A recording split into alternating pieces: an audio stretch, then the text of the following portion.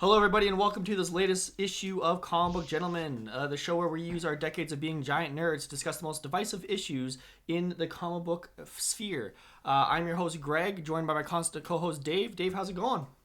Very well. Yourself, Greg? Yeah, not too bad. We're a little bit late on the party, but a Yes. couple weeks ago was the finale for the first Disney Plus show, WandaVision. Mm-hmm. I can't believe it took. All 2020 we were starving for Yeah. Marvel MCU stuff, and we finally Mm-hmm. got our first show. How you feeling so far about it? Uh, it was good to dip the old toe back in the Marvel Cinematic Universe. It was good to see some familiar faces. And yeah, the show. Yeah, we'll get into it. It was definitely unexpected. Yeah, Is what I'll lead off with. I think that's the key word for it is unexpected. I know when we were doing obviously we didn't unfortunately get the podcast out there because of technical issues, but when we were talking about what we were looking forward to for this year, I mentioned how Hmm. WandaVision was one of the ones I was looking forward to, mainly because I had no idea what the heck they were going to do with it. Yeah. And lo and behold, I feel like nobody knew what the heck was really going on, right? I don't think they knew what they were Yeah, doing. yeah. Yeah, if they don't know what's going on, how are we supposed to know, right? So it's a Exactly. perfect mystery movie. Exactly. So what we were thinking to do for this issue, I have a kind of a breakdown of each episode. We're gonna Hmm. go like episode by episode. It was a weekly thing, which is something I haven't done in a long time. I don't know about you, but I haven't watched a weekly show in forever. But yeah, we're gonna go episode by episode, kind of talk about what we liked, what we didn't like, what we thought was gonna happen, what ended up happening, type of thing. And then at the end, we're gonna do a big general discussion about what we thought of the show and what we kind of want to see going forward. Does that work for you, Dave? Let's do it. For sure. So let's jump into episode one. So episode one and two released to the same day. So Yeah. we'll kind of do both of those at the same time. But episode one, so starts off black and white, Hmm. 1950s theme. Yeah. You had a do you like 50s? Like, do you like 50s TV shows? I do. Okay. Strangely enough. Maybe it's because I'm old. But Yeah, maybe. yeah, yes, I actually quite enjoy. Um, when I was a kid, I used to watch a lot of like I Dream of Jeannie. I used to watch the Andy Griffith Show. And black and white was always something that I kind of shared with my grandmother. Oh yeah. So it was, it had a special meaning. So this was neat Yeah. to use a 1950s slang word. Neat. It was neato. It was neato. It was neato. Yeah. Yeah. The only experience I really have with 50s, and I don't even know if it's 50s or 60s because I get them mixed up all the time, was I Love Lucy. That's like the only Hmm. really show I've ever Yes. seen with black and white and whatnot. Yeah. My sister was really into it, so we watched it once in a while. That was pretty good. But like other than that, I find 50s super cheesy and whatnot. So when it comes to the theme, or the setting, I think they really nailed it. Like they had Yeah. the super cheesy, one-liners and the laugh track, and the outfits were great, and the Hmm. setting and whatnot. I thought it was really cool. What were your initial thoughts going into episode one? Uh, Going into episode one, I wasn't sure what to expect. Obviously, seen some trailers and whatnot. When they started it off with that kind of, that 50s sitcom feel, I was like, okay, this is kind of interesting. Mm-hmm. I did think it was a smart move on their part to play both or release both episode one and two at the same time, Mm-hmm. because I felt like if I was just left with episode one, I would have been like, what the hell was that? Yeah, it would have been like nothing. Like I think that's the key thing in this episode is it's very much a setting, like Hmm. episode one setting. Like because there's not a lot that happens in this episode. No. Like the only thing that really happens is you see Wanda and Vision in a relationship. They have the whole like Vision has a secret, Wanda has a secret, but they're like being house people in the 50s. You don't know what's going on with the show yet. You have no idea what to expect. And then the only really big thing that happens is when they finally have the dinner, Hmm. and then the boss starts choking, and Yeah. then like the cracks start showing, but it's like the tiniest little crack of all time. Yeah. So it's like if that was by itself, I would have been like, yeah, I'm not watching this. Like, I would have been like, I don't know what's going on. This is kind of stupid. I hate the 50s, type of thing. I was like, this is whatever. Yeah, like I really just didn't. There wasn't enough in episode one to leave you with a enough of a kind of like, oh, okay, that was different. But I got to watch that next episode because how they left that cliffhanger or that thing they introduced. It was like, yes, they had that small crack. It was weird, Yeah. and that was it. Yeah. Another thing they establish in this show, I mean, obviously it's episode one, so they're establishing a Mhm. lot of stuff in there, is the commercial aspect of it, Yeah. which I actually really enjoyed throughout the Mhm. entire series. Yeah. I mean, obviously, it was great that they tied it into the decade they were showcasing. It was great that they, always had Easter eggs with it. So when you first saw the commercial in episode one is the Stark toaster. Yeah. What were your initial thoughts the second you saw Stark on that toaster? My initial thoughts were, oh my God, I got to keep my eyes peeled for more of this stuff. Yeah, exactly. The Easter eggs, the little nods to, various comic book series or events. But it was neat. It was kind of like, okay, that kind of makes sense. 1950s, Stark on a toaster. Okay, Hmm. like I got it, and I was intrigued in the sense of like, oh, I can't wait to see what other commercials they put out. Yeah, and it was very fitting for the first episode because it was very Yeah. it had the same tone as the first episode of like it's just an introductory thing. It doesn't actually mean very much, but could mean something, type of thing. And something Hmm. that like piqued your interest, and you're like, okay, I gotta pay attention going forward. But who knows if it actually means anything until the show's over, right? Yeah. So like we were saying, I mean, the '50s episode very much just a setting. Easily starts leading into the 1960s one.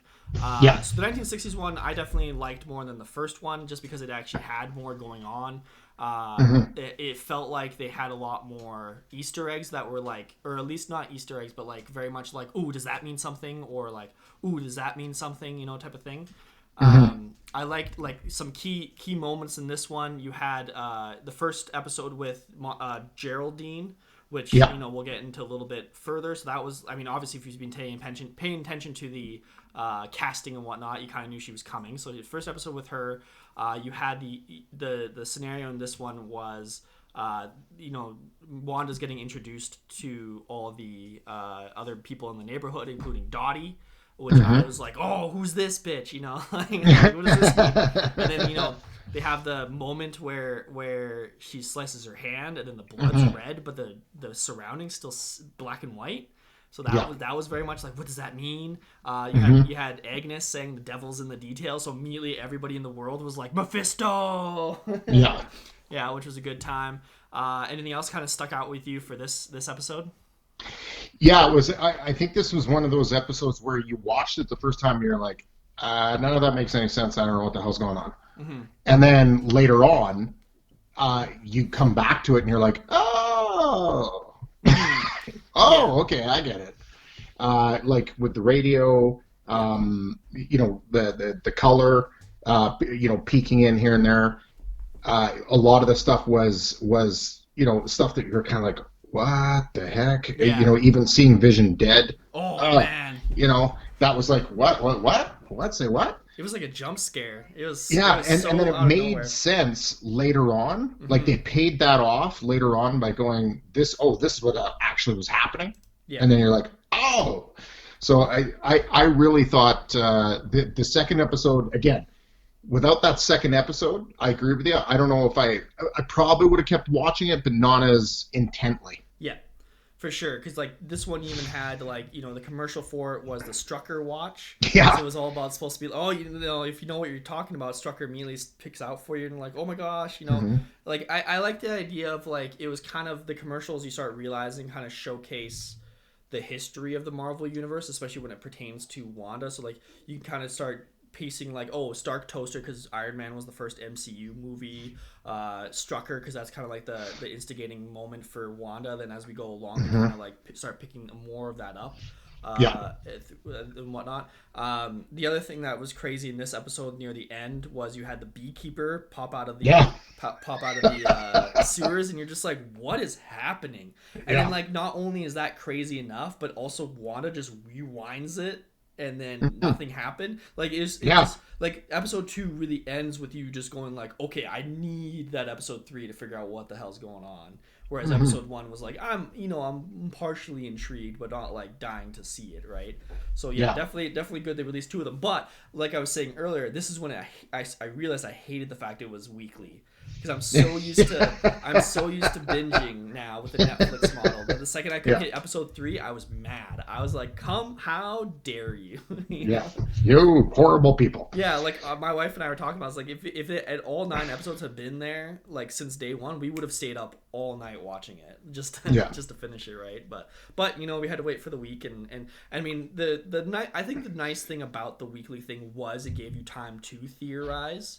Yeah. Like you could talk to like I could go into your office and go like, what did you think the beekeeper meant? And then like there was the talk about it might be aim and like all these talks are on the internet and whatnot. So that was fun, but I still would have preferred to see every single episode right away. Yeah, I think with regards to the way they left it, I like the weekly episode in the sense of I guess my own cynical old self likes to go onto the internet and listen to everybody throw their theories out there that are completely wrong, and at the same time, we'd get to the end of an episode, it'd be episode 2, and I'm going, in my own thought process, I'm going, what is going on? Yeah. And my wife, who very much enjoys these shows, was right into this one. Yeah, she's always asking me, hey, like what is that? Why is that? Why is this? Why did that happen? Who is that? And this is the first time in all these Marvel movies that I've been stuck going like, I don't know. Yeah. Yeah, because you like knowing comics, you could see where like where they're pulling story beats from. Like it had Some of it, yeah. some of it because like you had the House of M aspect to it, you had the Tom King Vision aspect to it, like that run. You could see where they were pulling from, but then when it came to like where is it going, like you just had no idea because it was Yeah. such its own thing at this point, Yeah, right? like at that point, obviously, as a comic book reader, I was like, okay, so obviously this is some kind of reality that she's created Mm-hmm. because you jump from the 1950s to the 1960s. As you noted here at the very end, all of a sudden she's pregnant. Yeah. There's some creepy beekeeper coming out, coming out of the sewer Yeah. of all places. Just the little nuances of what was going on. I was like, okay, I get where they're drawing uh, some of the flavor of various storylines, Mm-hmm. but it wasn't so on point that you were going like, oh yeah, I know what's going to happen next. Yeah, like I like going through each episode, I thought I knew what was gonna happen, but then they just kept, curveballing it every time. Yeah, Like I said, like I thought Dottie was gonna be huge in the show. Like the yeah. second she sliced So her, did a lot of people. so did a lot of people. Like immediately, all of us were just like, "Oh my gosh, who's Dottie?" And then you just never see her again, and it was like, "Oh, never mind then." Like red herrings, I guess is a good term for it. Like they just Yeah. keep throwing that out there. Yeah, personally, I felt, like, especially with the introduction of some of these people and as you kind of move forward, I felt Marvel was trolling the hell out of everybody.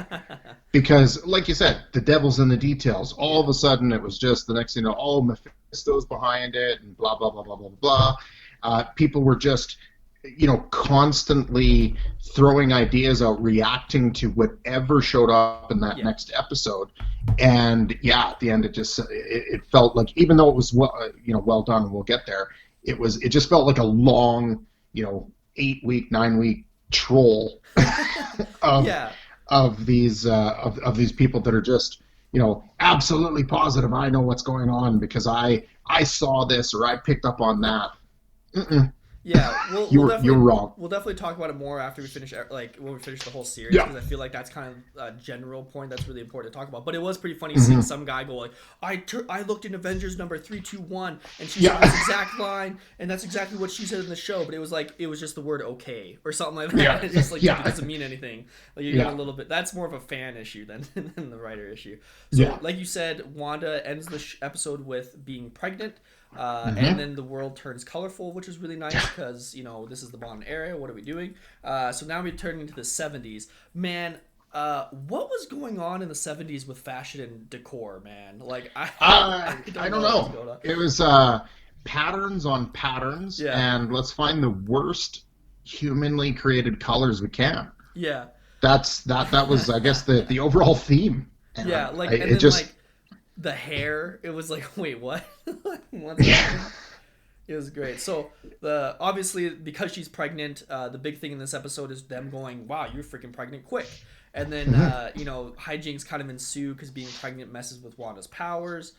Yeah. A random a stork appears, but then you gotta still have that '70s sitcom like, oh, I gotta hide it from people like this type of Hmm. thing. I can't think of what show it really reminded me of for the '70s, but uh, I would say like for me it was probably like the Brady Bunch. yeah, yeah, okay, That kind of had that kind of feel of like the silly, um, like you said, the silly hijinks that were going on. It also kind of reminded me of, I guess, which is more '80s, but like Three's Company, like hmm just like goofy. yeah. Yeah, it is interesting to see how TV has changed throughout the years, and having a show Yeah. that goes decade by decade. It is fascinating to Hmm. see, like, they had laugh tracks, and they had, like, it's funny to think, like, if you had a show like this that was taking itself seriously now, people would just think it's a huge joke, right? Like, they'd be Yeah. like, why would anybody watch this? It's so cheesy and stupid. But, like, Yeah. back in the day, that was the height of TV, and, like, everybody Yeah. watched it. This was like throwback to like the happy days. Yeah. Stuff like that. That just there were instances that just gave. That's one thing I have to say. Like I thought they did a really good job in especially these first three episodes, really kind of nailing down that era hmm that they were in, and then having obviously this weird story of stuff that's going on. I really this is where I started to like we got into the '70s. It's the third episode. This is where I started to kind of go like, okay, I don't know what's going on. I was not sure of this show, but I'm really starting to get into it now. Yeah, yeah. This is when it starts like really picking up with because like this is also Hmm. the episode where the neighbors really start glitching out. Like Yeah. you have, I think his name's Herb when he starts like hedge trimming his stone fence, and you're like, what's Yeah. happening? And like also Yeah. Vision starts noticing as well, which I thought was really Hmm. interesting because like I Yeah. mean if she's mind controlling him, it's like, oh, how's he able to notice, type of thing. Yeah. So that was cool.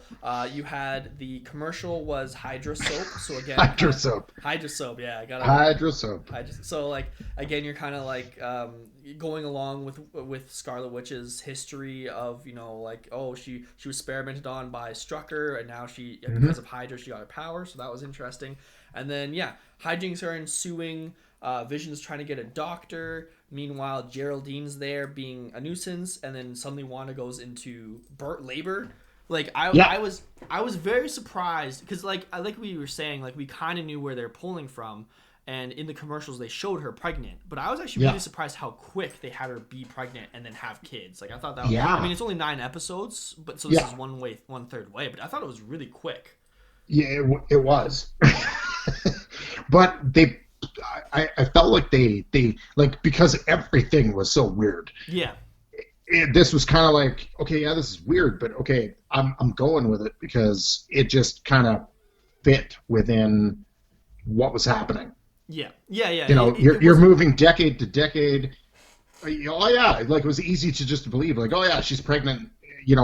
She's pregnant, and now she's giving birth in the matter of like what seemed like hours. Yeah, but yeah, like if you think about it too hard, it sounds weird. But then when in the context Yeah. of the show, it really did flow pretty well. Hmm. Yeah. The other thing, yeah, like the whole giving birth thing. Oh, like you were saying earlier, how your wife was like asking, like, "What does this mean? What does this mean?" My wife was kind of Yeah. silent the whole time, and then I would freak out, and then I would explain to her what this means. So like when she gave birth to the twins, I was like, "Oh, it's Billy and I think it's Tommy and Billy or Yeah. whatever," and I was just like Hmm. geeking out about like he has this power and they're from the Young Avengers and all this stuff, and she's like, yeah, okay, calm down. Like, like Yeah. they're Yeah. just Yeah. born. It doesn't mean we're going that direction. So that was Hmm. cool. But then, so as after she gives birth, suddenly Geraldine starts breaking out of the trance. Yeah. Mentions Ultron and how Hmm. Pietro's dead. Then Yeah. Scarlet Witch is like, how dare you, in her Yeah. whatever accent, Yeah. and just boots her out of Her the Sarkovian accent. Sokovian, yeah, Yeah. Sokovian, yeah. And then just yeets her away. Which Yeah. I was like, you're not a superhero. How you don't have any broken bones after getting busted through? But magic is the reason. So then you Yeah. have Geraldine bursts out of the reality, and then Hmm. I think this is the episode she goes, "It's Wanda," right at the very end. It's supposed to Yeah. leave you on that cliffhanger, which in the end is like, of course it's Wanda. Like Yeah. was that supposed to be a surprise? Type of Yeah. thing. I mean, whether it was gonna, whether, at this point you were thinking, okay, she's got to be, there's got to be somebody behind this pulling strings, or she's just completely lost her mind, or she's doing this on purpose, or whatever thought process you had, it was Wanda. Yeah. Like there was no question about it. It was Wanda. See, yeah, that's why I was really like thrown when she says it's Wanda, like it's a big revelation. It's like, yeah, no crap, it's Wanda. Like, but Yeah, I guess, but I mean, I would say anybody that like for instance, my wife, if I just left her to her own devices and didn't fill her in with anything, she would have been like, it's okay, it's Wanda. But because like I'm sitting there and I'm like, oh yeah, Wanda's done all kinds of stuff with like creating her own realities and doing all kinds of yeah, stuff. It was just kind of that, if that was meant to be like a cliffhanger of some kind, it was kind of that one fell flat. yeah, What was more important to me was like when she was like, okay, oh, I had the babies, and then all of a sudden Geraldine's just like, yeah, so Ultron, blah, and I'm like, yeah, what, huh, what? And then she's just like, yeah, get out of here, yeah, and just kicks her out of the reality. I was like, what's going on? hmm And that was more surprising to me than really that end reveal, if it was supposed to be a reveal. hmm That's true, and it's funny how they do it because whenever they break the reality, like they show the cracks, suddenly like the music stops and it's really quiet and tense. Like they Creepy. did this in like episode 2 and 1 whenever they had breaks, like when the boss was choking and when the Yeah, beekeeper showed up was like it suddenly just got super intense and like almost like horror movie vibes, yeah, and yeah, then it'll just like snap back to 70s and you're just like, oh, like I'm supposed to process this how, type of thing. So yeah, I did enjoy it when they showed the break. So that was the end of episode 3. Again, you had to wait a whole week to find out what the heck's going on next. So episode 4 is very interesting because yeah, it doesn't show like anything in the bubble. It only shows everything outside the bubble. So you find out Geraldine is Monica Rambeau, which yeah, everybody kind of knew if you were paying attention to castings and all that stuff. What you yeah, find out is Monica Rambeau was one of the blipped people, and then she came yeah, back, and then her mom, who was best friends with Captain Marvel, is now dead. And that her mom actually started Sword, and so now Monica's kind of going back to go like, hey, what the heck's happened? I love seeing the blip happen, like when they oh come yeah. back. I still want more shows that show what They happened. should just have the blip. Show, yeah, exactly. Yeah, Like when Spider-Man Homecoming or Far From Home did it, they did it more as a comedic thing, which I was yeah, kind of like, I wanted to see the ramifications of it, and this one felt like a way more like oh yeah, like there's people going freaking out because they're in a hospital. You also had the hospital people going like, you were gone for 5 years, like now we have yeah, to deal with all this crap. Like it felt way more tense, which is what I expected from whenever they talked about the blip, yeah, especially after watching Avengers Endgame, right? yeah. So No, I was like, yeah, it was good. I really, it was a nice kind of break of mm-hmm, going, okay, we're going to go completely away from what the first three episodes were, and start to give you a little bit of payoff on some of the stuff that you were seeing in the first three episodes, yeah, and give you the behind the scenes kind of, we're gonna pull the curtain back and let you see kind of what's kind of actually happening, but we're not going to give you everything. no, yeah, just enough to sate it a little bit, right? Hmm. Yeah, so I appreciated it as well, and it was what did you think of Sword apparently being there for a while? Because like the way they implied it was like Sword's been around for like years type of thing. So like I find that weird considering I guess they said it Yeah, was like after yeah, I guess they said it was like after Shield crumbled is when she started Sword or something like that. yeah. Like it's kind of I guess it's kind of like where they left off the first, 22, the Infinity Stone saga, where they left that off, moving into the next, Spider-Man movie, and you getting an idea as to, like, okay, now there's this sword, and like I saw it in the comics, like they suddenly launched a sword comic. They just latched onto this, and I didn't quite like the fact that all of a sudden it was just like, it's kind of like they went, oh yeah, there's sword. Like, don't you remember sword? Like, I'm sure we mentioned this to you. And Yeah. all of a sudden they're like everywhere and they're doing everything. I think they missed the boat on that. If they would have mentioned sword, more often through the movies, didn't have to show it, just mention it. Hmm. It would have been a little easier to accept the fact that, like, all of a sudden this is a thing. Yeah. Like, Like and it's huge. yeah, like it just suddenly comes out of nowhere, but Yeah, it's like this crazy like Shield-esque size yeah, government agency where it's like you can't just spring that out of nowhere. Like what the yeah. heck? That was suddenly formed by her mom. Yeah. Yeah, which I mean What? maybe when you get into Captain Marvel 2, they'll talk about it more about Yeah. like maybe Nick Fury set it up after, Shield after Winter Soldier happened or Yeah. something like that, but it just seemed Hmm. very like out of nowhere. Yeah, like you were saying like sword is here suddenly, Like cuz like Hmm. at the end of Spider-Man it made it seem like it was a new thing after Endgame. Whereas in Yeah. this show, it's saying it's been there for years, so it's weird. Yeah. That they do that. So Monica goes to Sword, meets Hmm. the new director of Sword, Tyler Hayward. Yeah. Hayward goes, something's going on in New Jersey. Can you go check it out? Which I thought was Yeah. weird because usually Sword only deals with, like space stuff. So I thought Yeah. it was weird that he's suddenly like doing FBI stuff. But Yeah. anyway, so he sends her to New Jersey. She meets Jimmy Woo from Ant-Man 2, which is great. Uh, Jimmy Woo.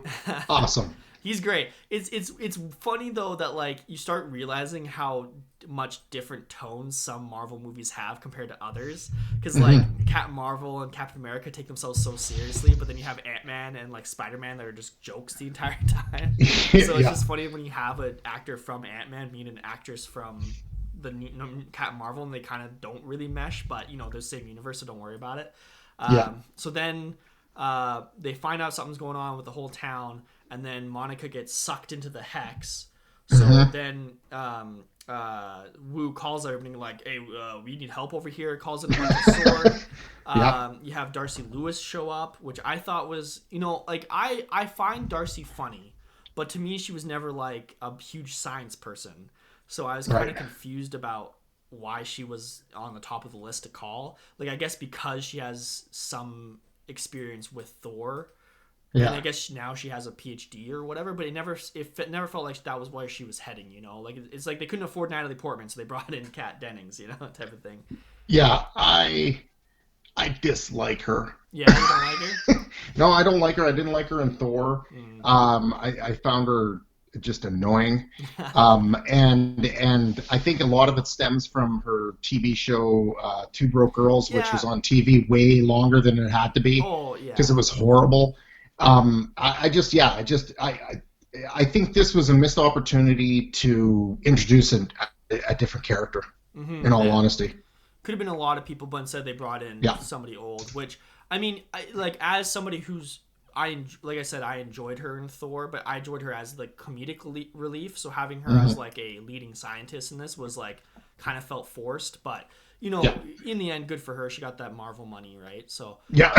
so then the Yeah. other thing you start finding out is that WandaVision isn't just like a sub reality that's located only in the Hmm. bubble. It's actually getting broadcasted Yeah. out to the world, which I found again was one of those things where it's like, so how did you not know it was Scarlet Witch then?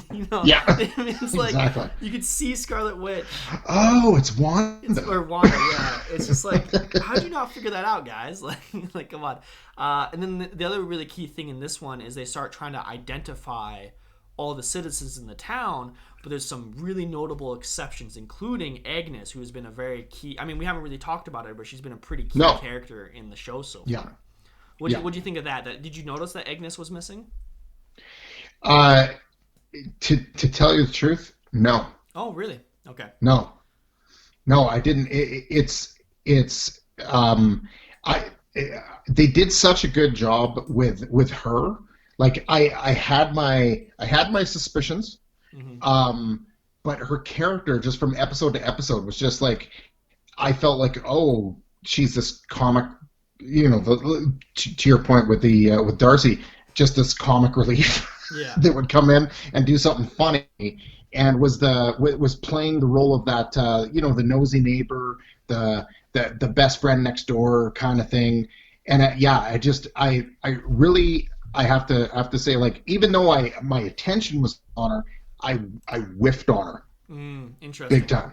That's fascinating. I thought because we were saying, like, once they started having those random Easter eggs slash potential cookie breadcrumbs, I was paying attention, like, with a magnifying glass, everything. So the second they started putting up pictures of people, I was like, okay, who's missing? Because I was like, that's gonna be important. Or Yeah, the other thing I was trying to pay attention to was like who's their real names, because it's like, yeah. what if it's gonna keep? But then the fact that they didn't have Agnes, I was like, oh girl, something's Yeah, wrong. yeah. And see, Interesting. like for me, I was like, I felt like by this point, you've been trolled by Marvel already. I felt like they were going, okay, we're not going to let you know who she is because we want you to overthink it. Mm. And by not doing that, I overthought it And by then, thinking that it wasn't anything. yeah, I that's was really like, funny. oh, they're going to reveal later on that it's like she's not who I think she is, and that whole thing, she wasn't on the board, was just to make me think what they wanted me to think. Yeah. That's what these movies have become. It's a battle of wills. You're just mad because it's like, how dare Marvel try to outsmart me? You know? Yeah, it does. Yeah. Bastards. The other interesting thing that I thought was I mean, this one doesn't really matter, but I really started to question, like, what was the time frame here? Like, was one episode one day, or was like they Yeah. were on repeats or something like that? Like, I was kind of confused about that, because it's Mhm. interesting that the second they found out about the TV situation, it was already episode one, minute one type of thing. So it's like, I wonder if like how did that work out? Like, they didn't miss like a Yeah. whole episode. So I'm curious. Like, I mean, it doesn't matter in the end, like how long it No. was, but No. I thought that was really Favorite interesting.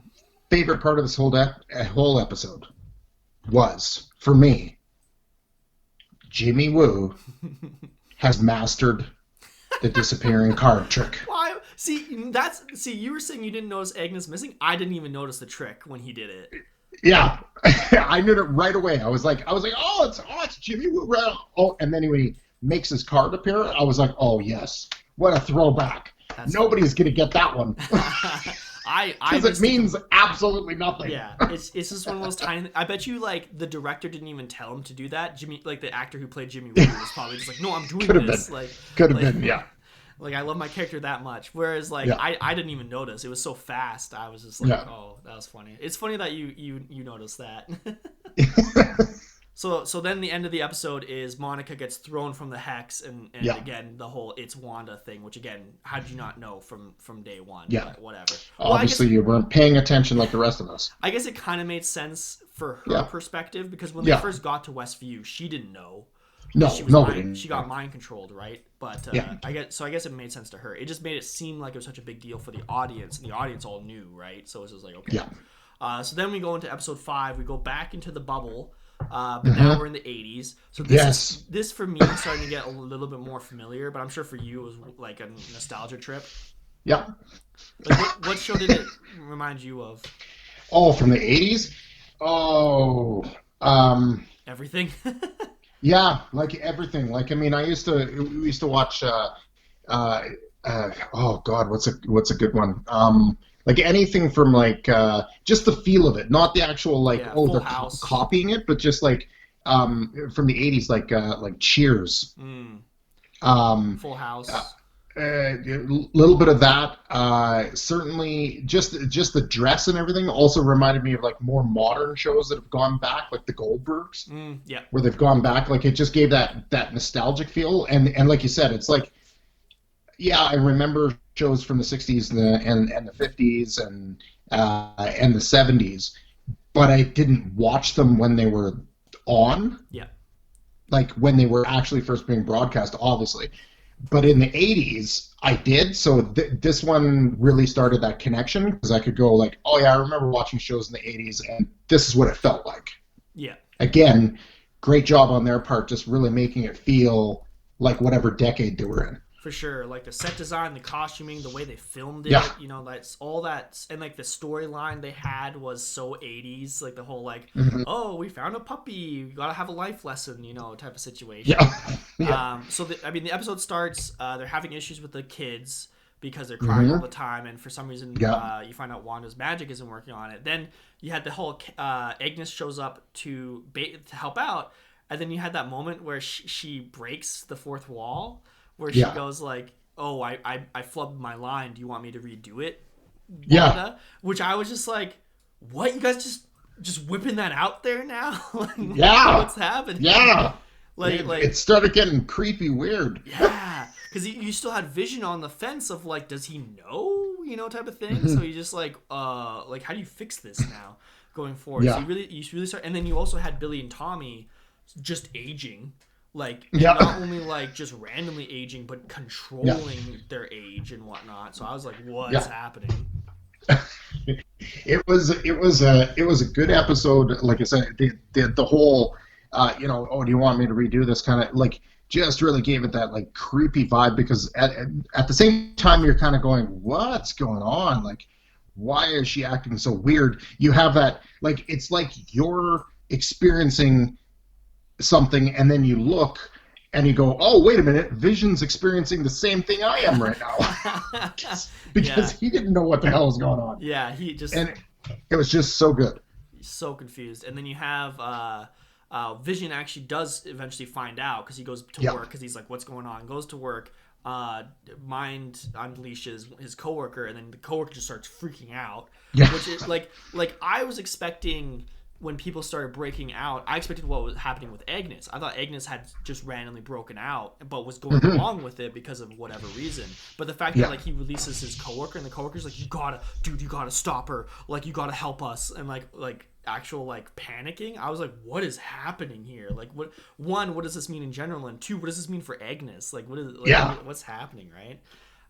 Then you have like we said, Billy and Tommy start aging themselves on purpose, which is weird as hell. Yeah. And then you have Yes. they find the dog, which is super 80s. Then the dog dies, which is also super Yeah. 80s of like life lesson type of thing. Yeah. And then you kind of have that dealing with it. Yeah, this was just a very. I didn't think like not stuff happened in this episode, Yeah. but it was like weirdly paced in my opinion. Like it was still a good episode of showing things were happening, but it felt like kind of like it was more tense of an episode than we've had in a while. So like this was definitely Yeah. one of those like turning point episodes for me. What do you think? Yeah. I kind of felt like it was like we came back into the bubble, and this was an episode 2 all over again, where it's like we're going along, but we're gonna keep introducing a whole bunch of stuff that you don't quite understand what the hell's Yeah. going on, which again is going to pay off later when we get down the road. And but this, to your point, this was a lot more intense. In some cases, a little dark Yeah. and trippy. So I really felt like if you were timing a series, this is that midpoint. This is where they really started to like they were slowly pushing the snowball down the hill, and then they were like, we'll just kick it, and off we went. So there was just a lot that happened here, but at the same time, I think they did it in such a way that you just really didn't latch on to anything particular and go, oh, okay, that's something I got to pay attention to. It was just like overload, and because the episodes are so quick, you're just kind of like, okay, I got to see the next episode because where are they going with this? Yeah. And like I said, they come back. Yeah. They come back to it. Yeah, and the commercial for this one was the Lagos paper towel. So again, Yeah. referencing her story throughout the MCU. You had the Hydra, and then now you have Lagos, which is like, clean up that mess. Yeah. With the paper towel. So, and again, the '80s commercial of it was pretty funny to see like the outlandishness of it. And so the kind of the end of this episode, you had Sparky die. They kind of deal with it. Vision kind of goes, I'll let it go because. Oh no, Vision yells at her. He's like, you gotta stop this. But then she like mind wipes Vision temporarily or something like that, which was like, okay, so what does this mean about Vision? Because I mean, obviously that's the one thing we haven't mentioned is like he's supposed to be dead. Like Yeah, like he's definitely at this point, you're kind of like I said, they did a good job of like it's almost like you felt like you were Vision Mm, because you're like, I don't know what's going on. yeah. Like something happens, and you can now see like he really wasn't like he's not in on it. Yeah. Oh yeah. He has no idea He what's doesn't know going on. what's going on. Oh yeah, sorry, I was wrong. I think the mind wipe was a different episode. I think this is the one. This is the one where she just starts rolling the credits, and he's like, "How dare you roll the credits on me?" And then they like keep the show keeps going even though the credits roll. So it's very much like again breaking that fourth wall thing. And then oh no, wait, something happens before that. They have a drone enter the dome, right? Because now they're starting to show Sword on the outside interacting with the dome, and you kind of have the tension between Monica Rambeau, who was in there, and then you have Hayward, who wants to stop it, whereas Monica's more like, I need to figure out what's going on with Wanda, whereas Hayward's like, no, we just need to end this type of thing. So Yeah, Hayward sends the drone in, and then not a good idea. not a good idea. So Wanda knocks down the drone and then leaves the bubble to go F you guys. So like to me that was very telling because I was like, oh, this is probably like Mephisto or somebody messing with her. But the fact that she can just Yeah, leave whenever she wants, I was like, yeah, what does that mean? yeah. That's where it hit me, and I was like, oh, this is like Avengers disassembled. Like Yeah, she's lost it. yeah. But like she lost it, but it doesn't seem like she still seems like she's in control of what, like she knows what she wants to do, and she's Yeah, doing it.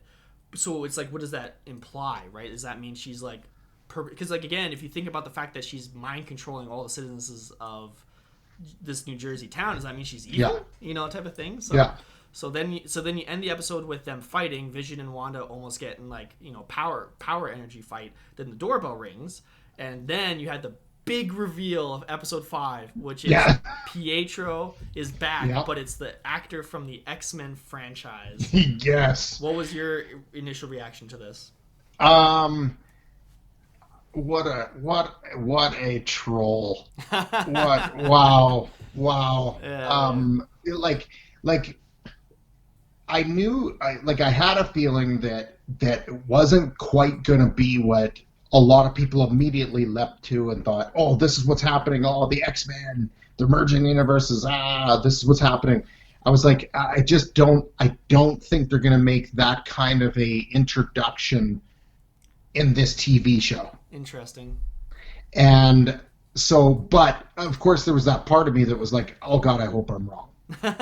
Yeah. I hope that they've decided, okay, we're going to bring back Quicksilver, which I thought, in all honesty, with the movies, like, why'd you kill him? Yeah. I like Quicksilver. He brings like he's an interesting dynamic to the rest of the team, because he's just like he's good, but he's cocky and he's kind of like the lovable asshole, Yeah. basically.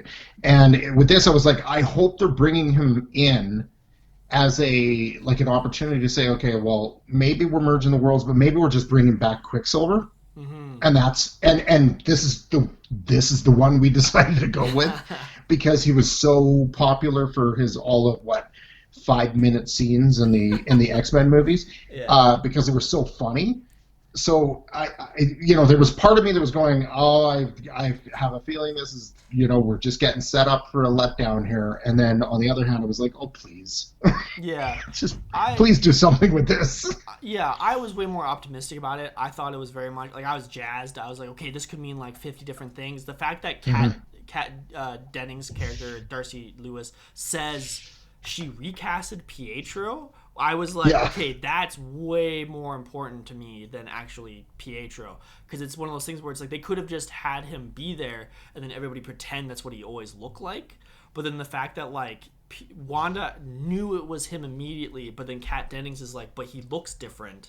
yeah, I was like, okay, what does that mean? So then that's when I was really like this has to be alternate reality. This has to be they're merging the universes. Like this is like we said when we talked about our Fox X-Men yeah, list, we actually liked the castings for most of the part. Like the casting yeah, was one, so I yeah, was okay with them merging the universes if it meant we're going to get some of those people.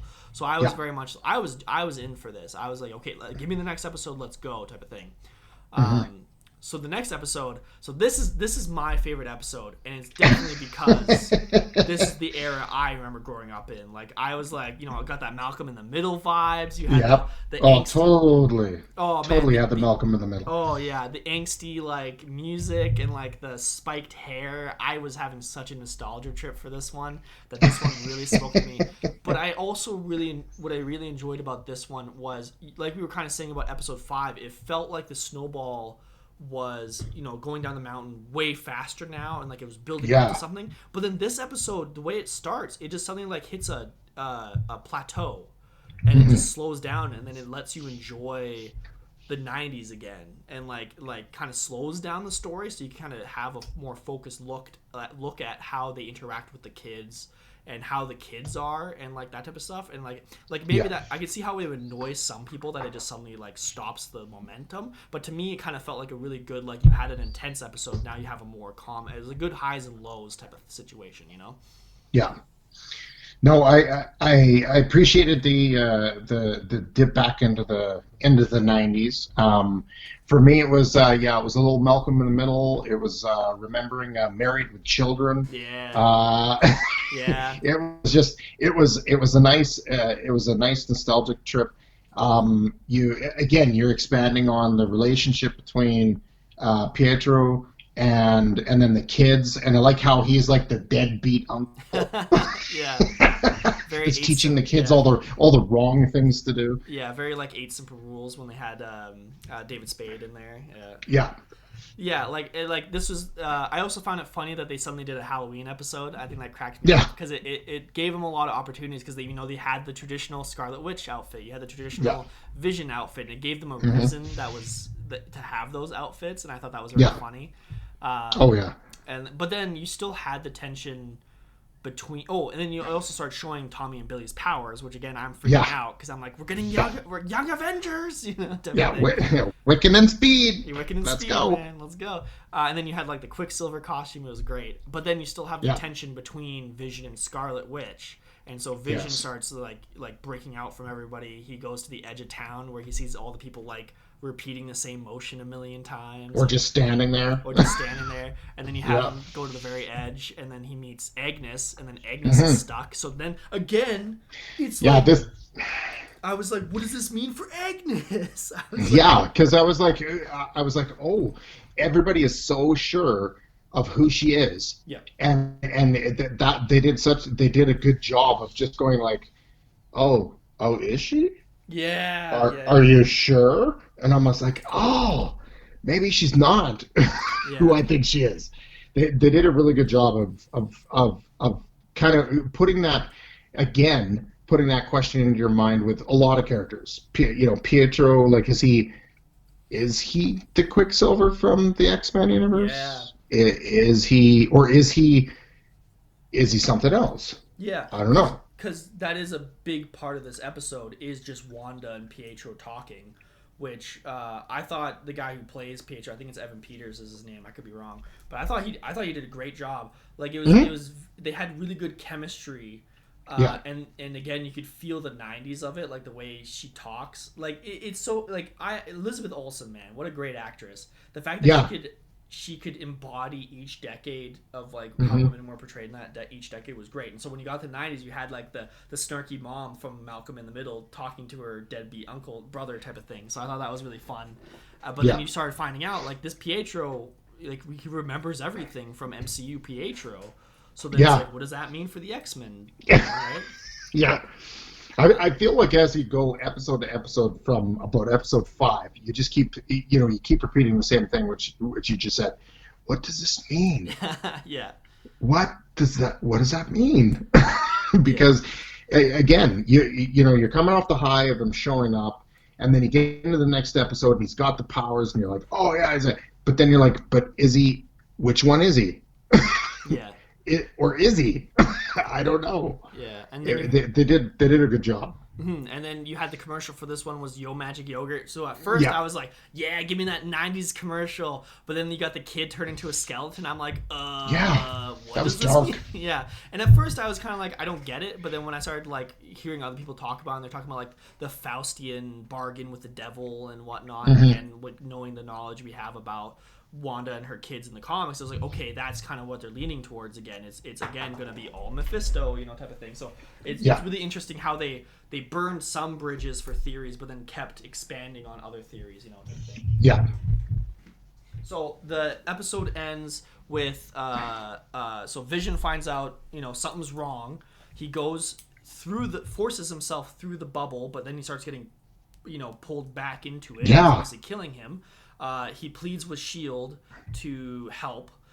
So Hayward, of course, is just like, we're gonna murder her.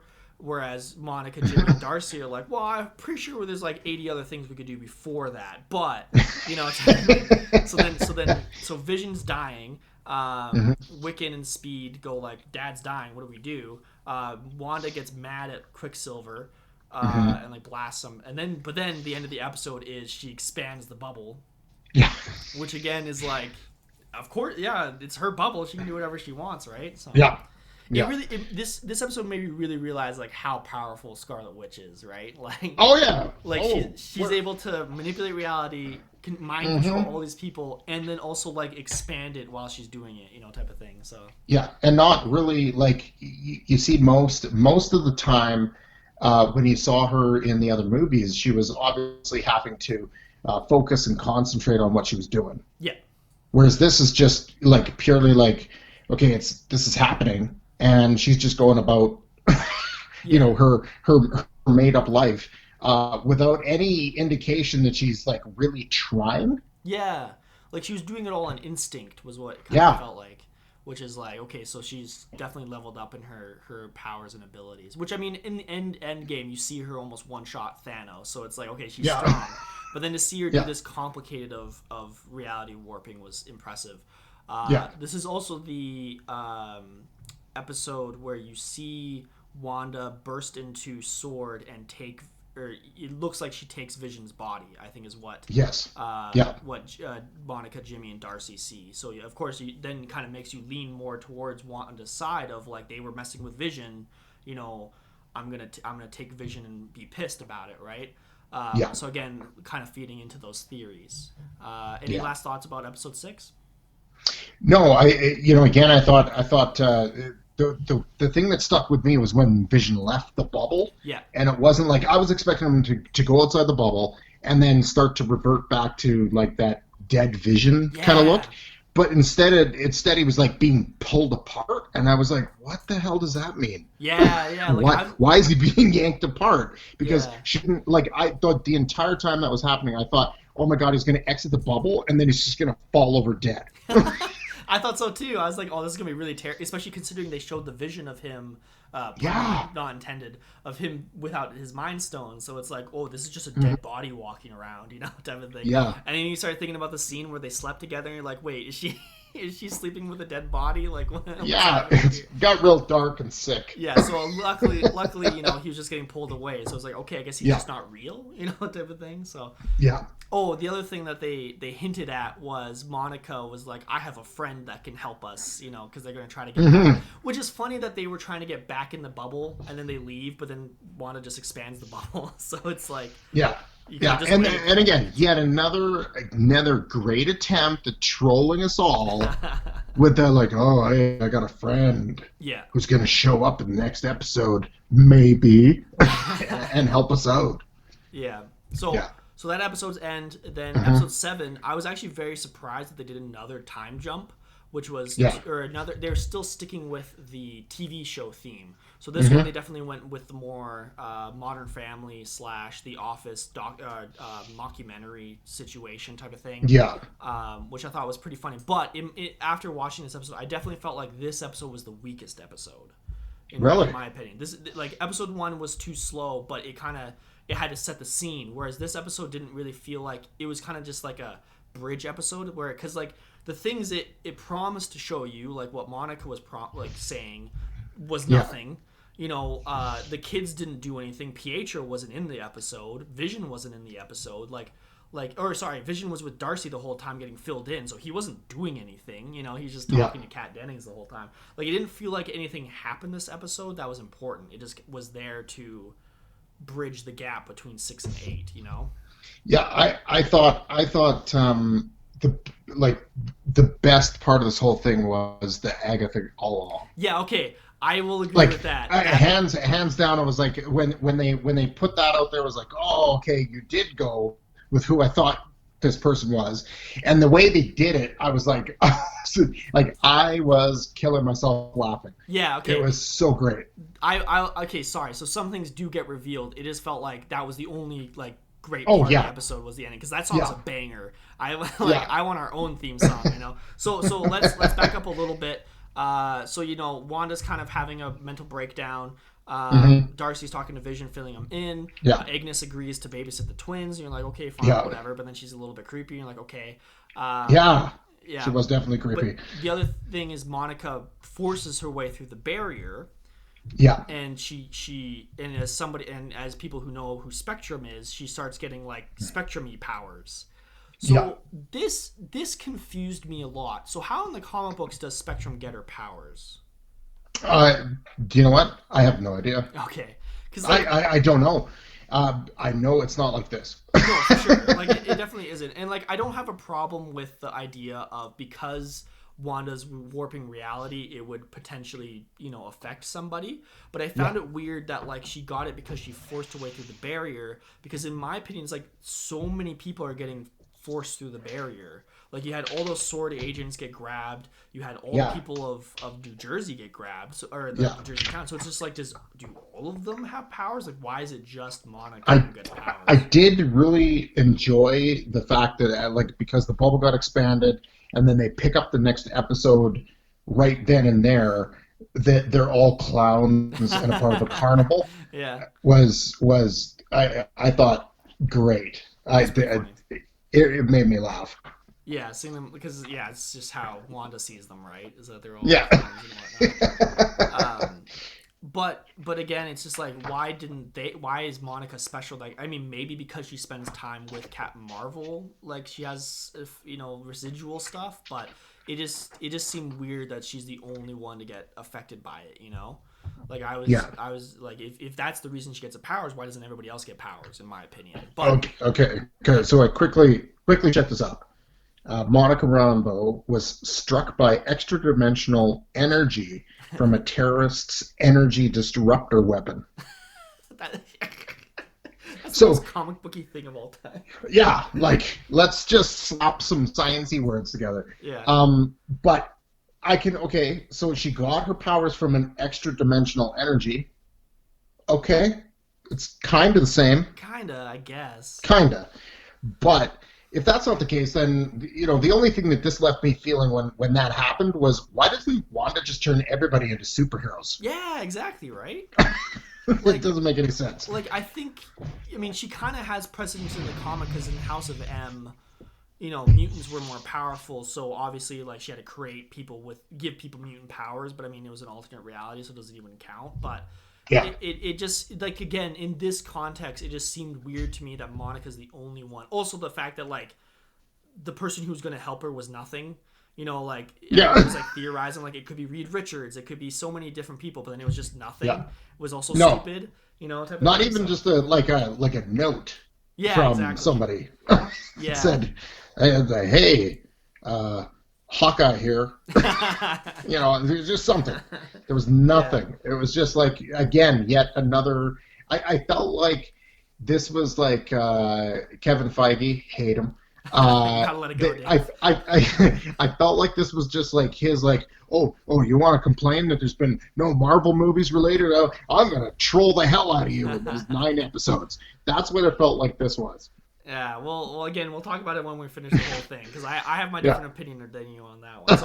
So again, so Wanda goes to find the twins, realizes they're Yeah. missing, goes in the basement of Agatha's house. It's all creepy Yeah. and dungeony, and then you have the whole reveal of it's not Agnes, it's Agatha Harkness from the comic Hmm. books, and then you have that banger of a theme song, Agatha all along. Long. I Yeah. I like, what was your initial reaction to Agatha? My initial reaction was, okay, she's here. Again, we've been trolled about 100 times so far, Yeah, and I felt like, okay, they're really setting this up as like she's the bad, and I was like, no, there's gonna be something else to this because again, we're we're only at episode 7. We still got two more episodes to go. You don't reveal the big bad, at episode 7. Usually that'll happen in episode 8, so they could resolve it in episode 9. And I was dead set on there's got to be something more to this than what meets the eye. Yeah, than just Agatha. Because, like, in the comic books, Yeah. Agatha was never the big bad. She was always just one of No, those, like, kind of good, kind of evil in the middle people very who, neutral. yeah, very neutral. Like, she'll benefit herself type of thing, but she does Yeah, hang out with heroes all the time. So it was yeah. kind of weird that they were setting her up as the big bad. And the other thing that Hmm. really, like, the song was great, but then Yeah, showing what she interfered with made me even more confused about Wanda's situation, and the fact that, like, if Wanda's creating this reality and controlling it and mind controlling people, one, how'd she not notice that Agnes wasn't mind controlled? And two, how'd she not understand that Pietro wasn't created by her? Like, that's such a big thing that happened. Why wasn't Wanda more concerned about the fact that her random dead brother showed up? Like yeah. if I was Wanda, I would have been like, okay, somebody else must be messing with me. But instead, Wanda was just kind of like, it happens. I could see it with the brother because maybe she was just very distracted by the fact that her brother was alive. Yeah, that's Like true. I could give her the passing mark on that, but yeah, like they never really explained how Agatha fooled her. Yeah. It's kind of this one of those things where it's like she's busy, so she didn't notice. I guess is kind of, and again, you had the scene in the '80s episode where she says, "Oh, I flubbed my line. Do you want me to redo that?" It's like, why didn't Wanda Yeah. freak out about that? Like where Or she's when just she's like, having that creepy conversation with the er, neighbor next door that was doing his hedge. yeah, Like like she comes outside and she's like having this, and they just like stop the conversation. She's like, "Oh, what is this all about?" And then they just go like they revert right back to the goofy sitcom act. yeah, And I was like, "What the hell?" yeah. It was kind of that, like, that one kind of broke the I don't know what you want to call it, but like the whatever, the believability of this Marvel movie, Yeah. type of thing, which is a Yeah. dumb thing to say, but it definitely started Mhm. poking more holes in it. So and How then dare they have something fake in it? yeah, exactly. The other interesting thing about this episode is it's the first one with an after credits scene, which I thought was very Hmm. smart. Like, I mean, you'd think that they would have one after every single episode because it's Marvel, but the fact that they waited until it was the 2010s, which is when they invented the post credits Yeah. scene, that, or not invented, but like made it their thing. That's when Started doing it. they Yeah. started doing it. This is when they started doing it in the episode. So I thought that was actually very smart. So the post Hmm. credits scene was Pietro's still around and he grabs Monica Rambeau. So that was how the episode ends. So now we go into episode 8, Yeah. which is time for backstory. Yeah. So it opens This was the backstory of all backstorious the episodes. most backstory of episodes. So what did you think of Agatha's backstory that they made for the MCU? It was typical. Yeah. It wasn't anything I was like, oh wow. I was just like, oh, okay. like they basically establish is that Agatha is a witch from the Salem witch trials, but then she's a special witch that siphons other witches' powers. Yeah. Is what they established. And Yeah, I I guess the thing for me on this was just like, okay, you're doing a backstory, and I was like, why are you starting now with thought backstories on villains? yeah. Because you've never done it before. No, for sure. I mean, I guess because it's a TV show, they have more time to do a backstory on the Maybe. villain. Which, Yeah. again, we've been complaining for years that Marvel doesn't have the most in-depth villains. So maybe Yeah. this is a good thing that they're now giving villains backstories. Like, the only one that really has a backstory is Thanos because they gave him an entire freaking movie, himself, type Yeah. of thing, right? So, Yeah. so I mean, I wasn't too sad about it. I thought it was very interesting how Agatha is such a character foil for Wanda because they both were very powerful, both feared by their Mhm. close people. But then Wanda used it to save people, whereas Agatha just used it to save herself, type of thing. So I Yeah. do enjoy the whole character foil. Obviously, it's kind of like not overdone, but it's a very obvious thing to do in comic books. But I enjoy Yeah. it. I enjoy it. It's one of my favorite Th- storylines. this was when I started to really realize that the hope of having a bigger bad revealed was not going to happen Yeah. because of the backstory. Like the backstory was showing her, and she was like, "Oh no, please don't hurt me." But then when they called her on her bullshit, she was like, "Yeah, I was bullshitting. I'm bad." Yeah. And I was like, "Oh, okay. I don't think there's going to be anybody else." Yeah, like I was expecting there to be Agatha's backstory. She's kind of evil, and then she gets recruited by Mephisto to go mess with Wanda. Something. But in Yeah. reality, what happened was she just heard about this random bubble in New Jersey and decided to go check it out, and Yeah. then just mess with Wanda to try to figure it out. And then it's kind of funny how she just kind of realizes like, hey, I'm kind of getting bored here, like Yeah. knowing now that she's Agatha. So like when you see the episode of her breaking the wall in the '80s episode, then you kind of go like, oh, that was just Agatha being bored and like Yeah. just messing with Wanda for the sake of messing with Wanda, type of thing. So, Yeah. but then again, it kind of raises the question of like, how did she create Pietro then? Of like, Yeah. because like she never met Pietro, so you telling me she did Yeah. some random magic that soul bound him to somebody, or like, or pulled him from a different. I guess this is before you realize who Pietro is. It's still a possibility he's pulled from a different dimension, but Yeah. it's still left as what. So the other backstory that they started going through is Wanda's backstory. Yeah. So it showed her as a kid. It showed her going through. What was your intake on Wanda's life? Like basically a lot of it you already knew Yeah. from the Ultron Mm-hmm.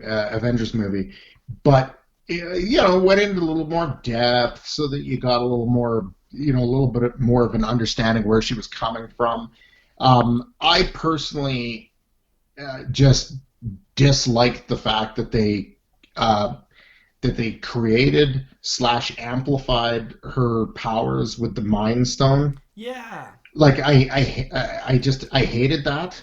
I hated that whole concept because it was their way of getting the Scarlet Witch and Quicksilver into the movies without calling them mutants, Yeah. and I hated it from day one.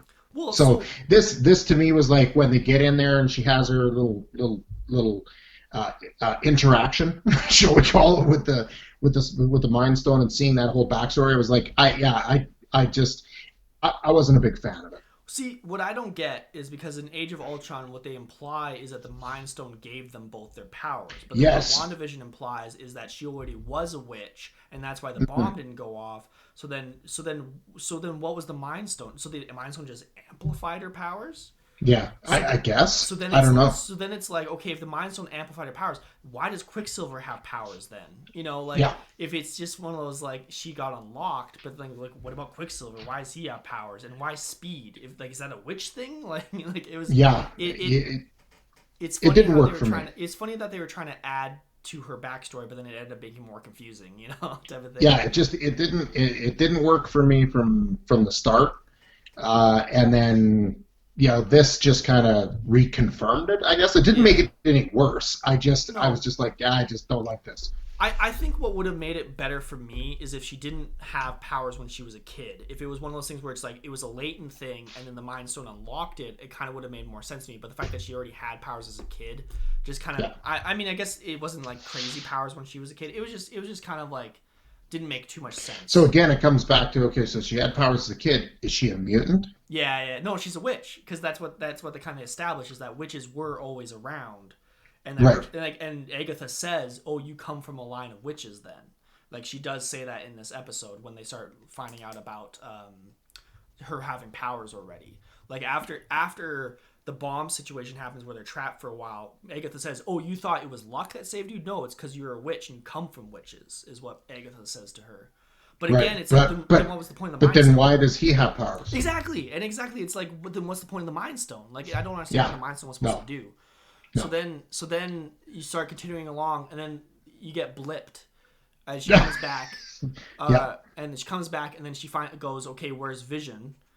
Vision's dead. Where's his body? I want to have a funeral with it. She goes to Sword, and what you're supposed to think is that she burst into Sword angry like and forced Vision body away. But then it's actually Hayward just showed her the body. and was like, Yeah. "Hey, look at your dead boyfriend. We're chopping him up." Like super casually.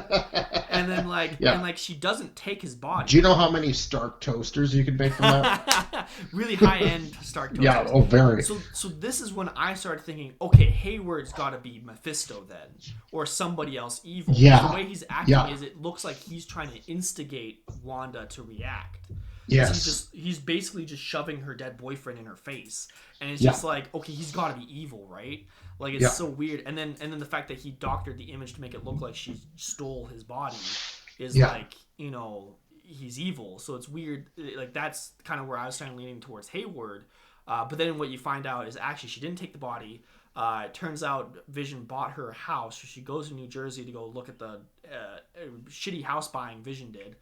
Yeah. And Very shitty. Yeah, very shitty. Come on, Vision, you're a robot. Do better. And then you find out that's when she makes the bubble reality because she's so sad, and then she also creates the Vision that she's been interacting with. So yeah, which explains why the Vision that she created didn't have any memories prior to being created. yeah, and Didn't know he was an Avenger. Didn't know any of that. Yeah, and I could see how the idea of the reason that this Vision isn't 100% controlled by Wanda is because he's technically like the part of the Mind Stone that was within her is like reflecting him. So I could see how he was he was still controlled by her sometimes, but then eventually he broke free. So I could see that. But then the episode ends. This ticked me off so much. So you break out of it. Wanda goes, "Where's my kids?" Agatha's in full awful makeup. I don't know what they're doing with her face there. They made her like box face. Yeah, and she kind of reminded me of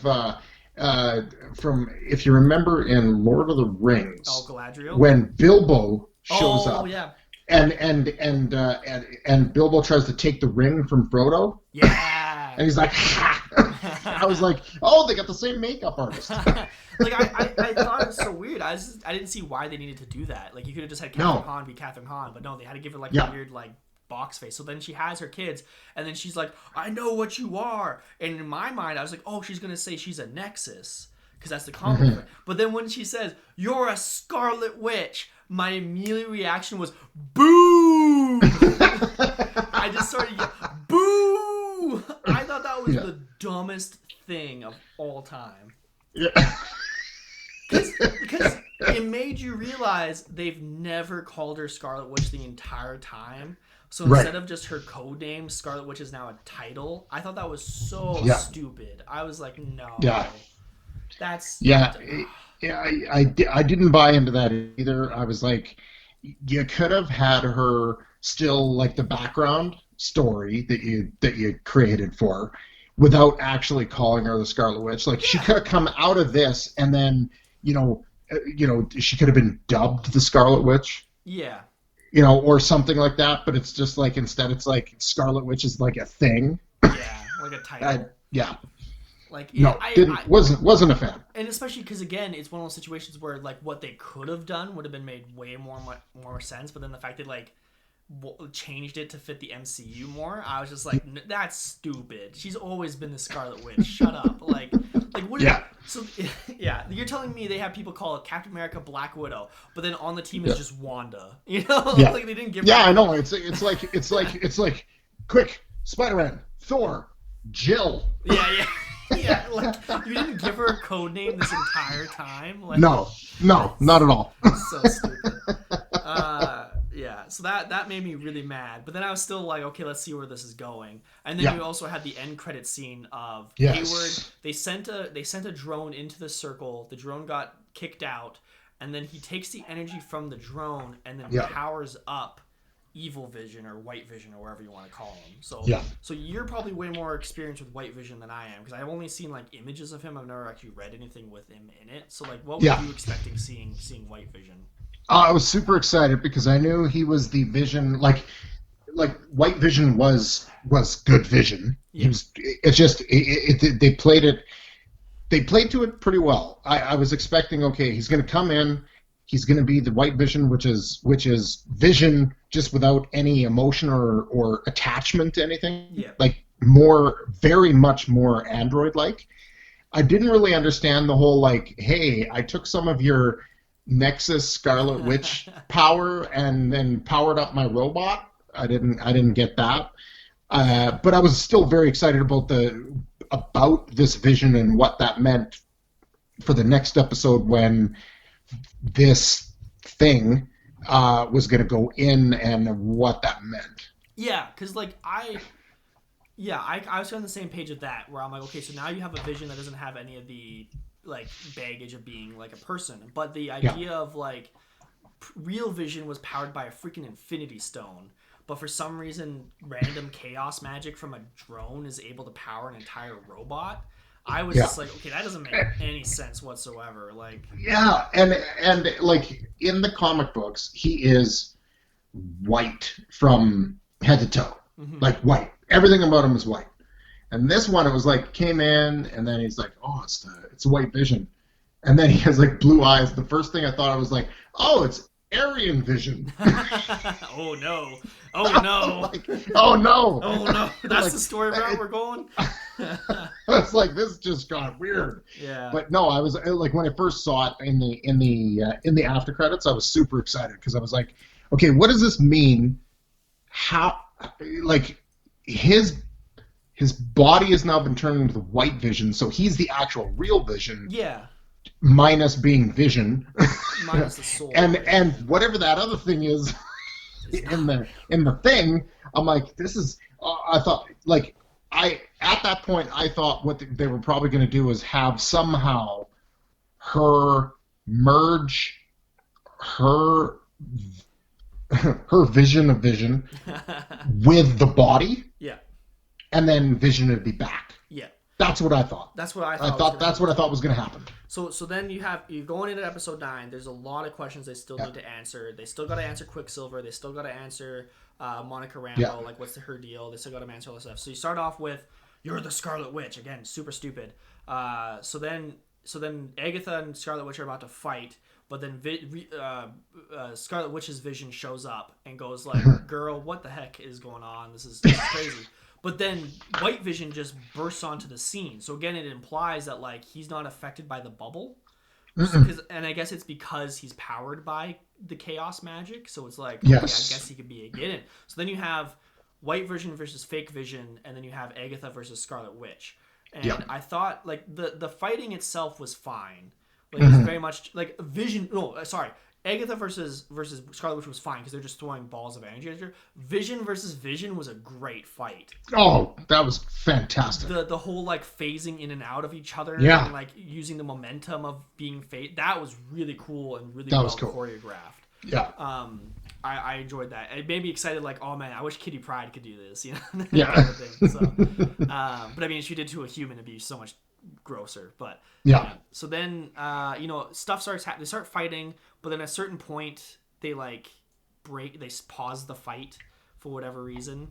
I guess because Agatha kind of like runs away, and then so Wanda starts realizing that Agatha's absorbing her powers, so she can't really use her powers on her anymore. So then she starts getting. It was cool that Wanda started getting like kind of tricky with her powers. Like instead of attacking Agatha directly, she uses a car to like bash her away, type of thing, right? Yeah.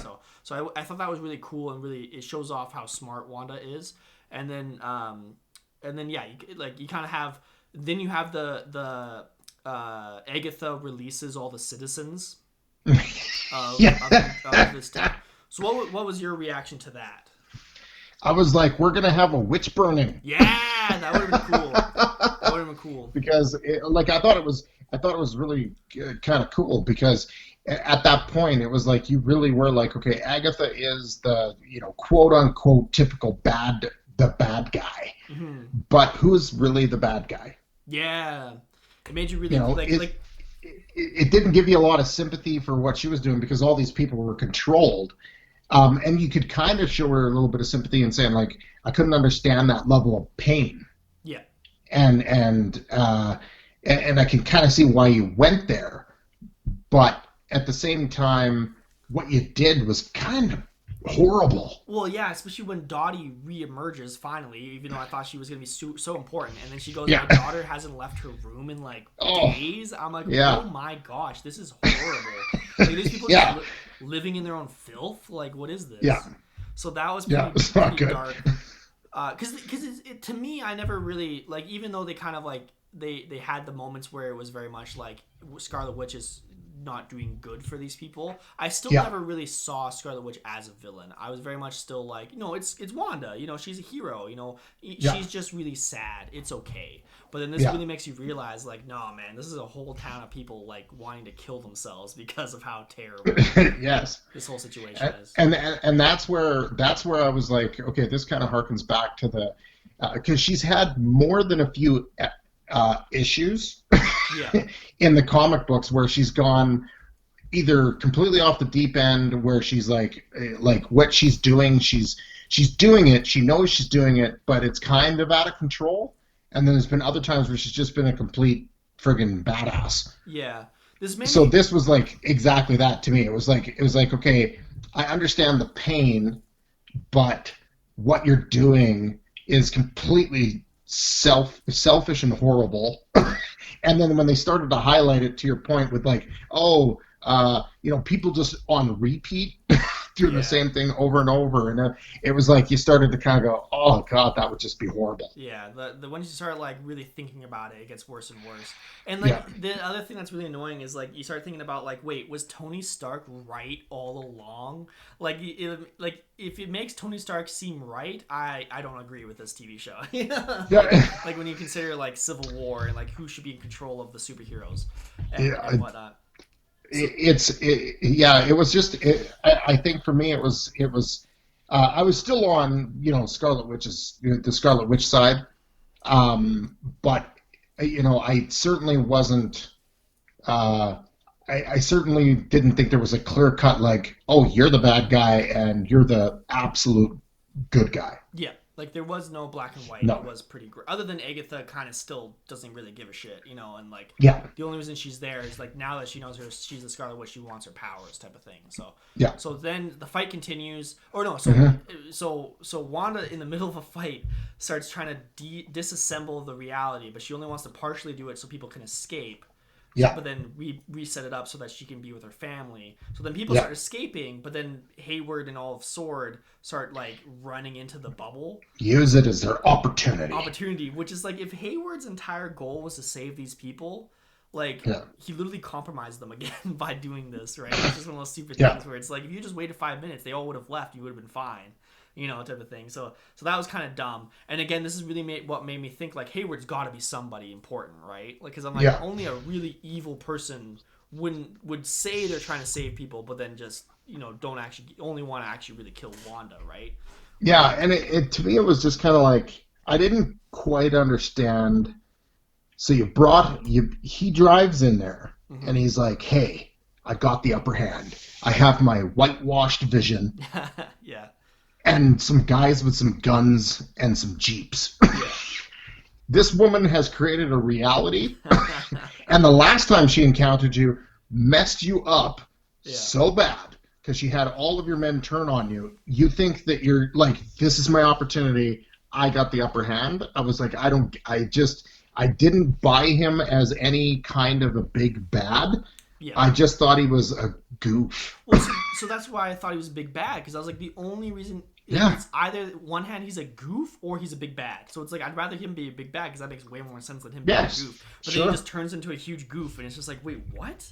Like Yeah. what was the point of this character? So the fight continues. So then the Sword barges in, about to shoot Wanda. So Wanda drops the bubble again.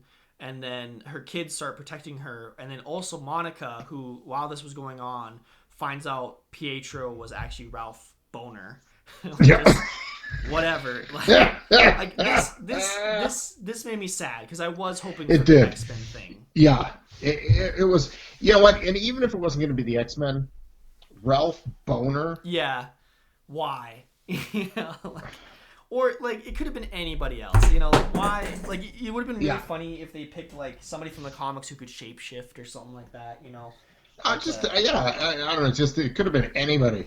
yeah, but Like, no, but it was Ralph Boner. Ralph Boner. So there you go. Yeah. So Monica, she gets shot, but then like her spectrum powers are activating, and like Yeah. she turns into light. So like I was expecting Monica to do so much more.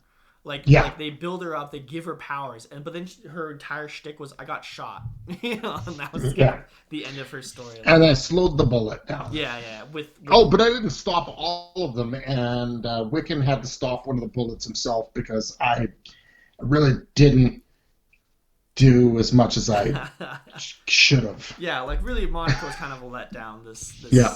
this show, but I mean, it's building her up for Captain Marvel too. So whatever. Yeah. Yeah. So then, Vision and Vision are still fighting, but then they get into this hilarious philosophical mind battle, which Yeah. I really enjoyed. Like, I what did. did you think of it? I liked it. I liked it. I was like, okay, you guys are obviously at a stalemate. As long as you're in the bubble. Yeah. And I liked this aspect too.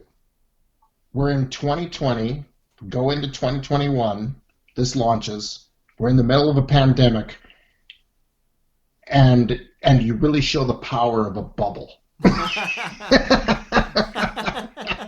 pretty funny. That's pretty funny.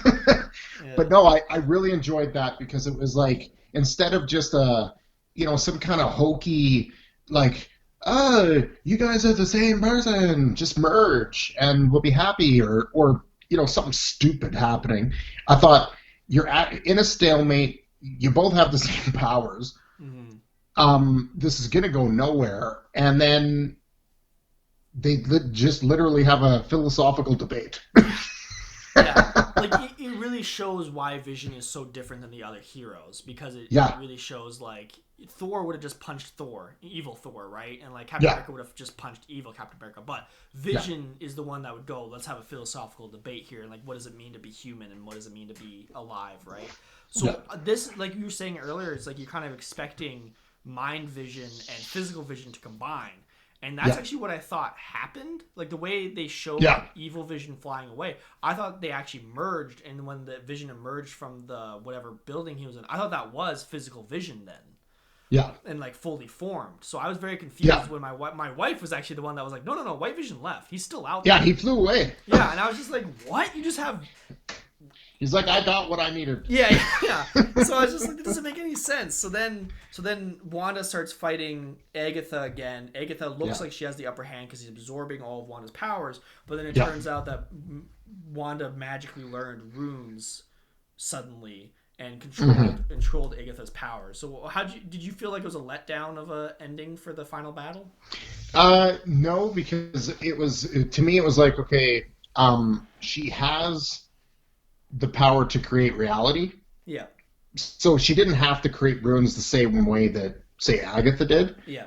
But the concept of it was still there. So as long as there's a concept, if she can just create it, then why not? Yeah. So I was okay. I was okay with it, because at the end of the day, I was when you saw her getting weaker and weaker, and I was like, okay, how are they gonna flip this? And I was okay with it. Yeah, it was fine. I just feel like the way the fight started was so interesting, especially with like the Vision on Vision fight was so cool. Yeah. And then it kind of just petered out near the end. I was kind of a little bit disappointed in that. And then the fact that like she defeats Agatha. Oh, gotta say though, that's the greatest costume they've ever had in MCU. Scarlet Witch's new outfit. Yeah. So cool. Yeah, pretty solid. So, and like, it's still Scarlet Witch, but still has that modern vibe to it. Oh, man, I can't get over how cool that costume is. I love that. But I mean, it's right up there. It's like number 2 behind from Captain America #1, when he was running around motivating the troops. Oh. That Captain American suit, freaking classic. Yeah, that's funny. Can't get any more classic than that. Yeah. But yeah, I love this Scarlet Witch outfit. It's the coolest thing they did. Yeah, it was solid. Yeah, and I appreciated the fact that they were like, we'll give nods to the classic Scarlet Witch costume, which of course was always like overly revealing and whatnot. Like, we'll do that. We'll give the appearance of that, but it's still one like whole, like normal, body covered suit. I really appreciated that they went modern and functional with a nod to the past. Yes, it was all around. It's a great design, and they should. I hope they continue that forward with the other heroes and whatnot. Scarlet Witch defeats Agatha and then Yeah, mind wipes Agatha, but leaves her in Westview. Westview. I was like, okay, I understand mind wiping her so that you can use her in the future if you want to, because Kathryn Hahn was amazing. So of Yeah, course, don't kill her. she was. Oh, Yeah, dude, she was she's fantastic in this whole fantastic. show. So I want to see her in like every movie going forward. But to Hmm. just leave her there, I was like, that's the Yeah, most dangerous thing you could do. Like yeah. that makes no sense whatsoever.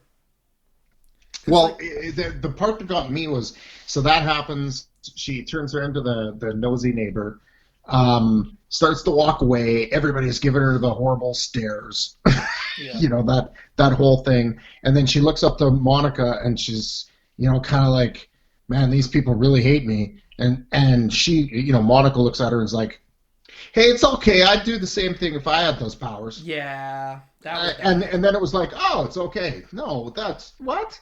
Like it's crazy because they establish Wanda as the villain, Hmm. but then Hayward's the one in handcuffs. Yeah. Like not only is Hayward's in handcuffs, Agatha gets mind wiped, but Wanda's allowed to go. You know, Yeah. like Yeah.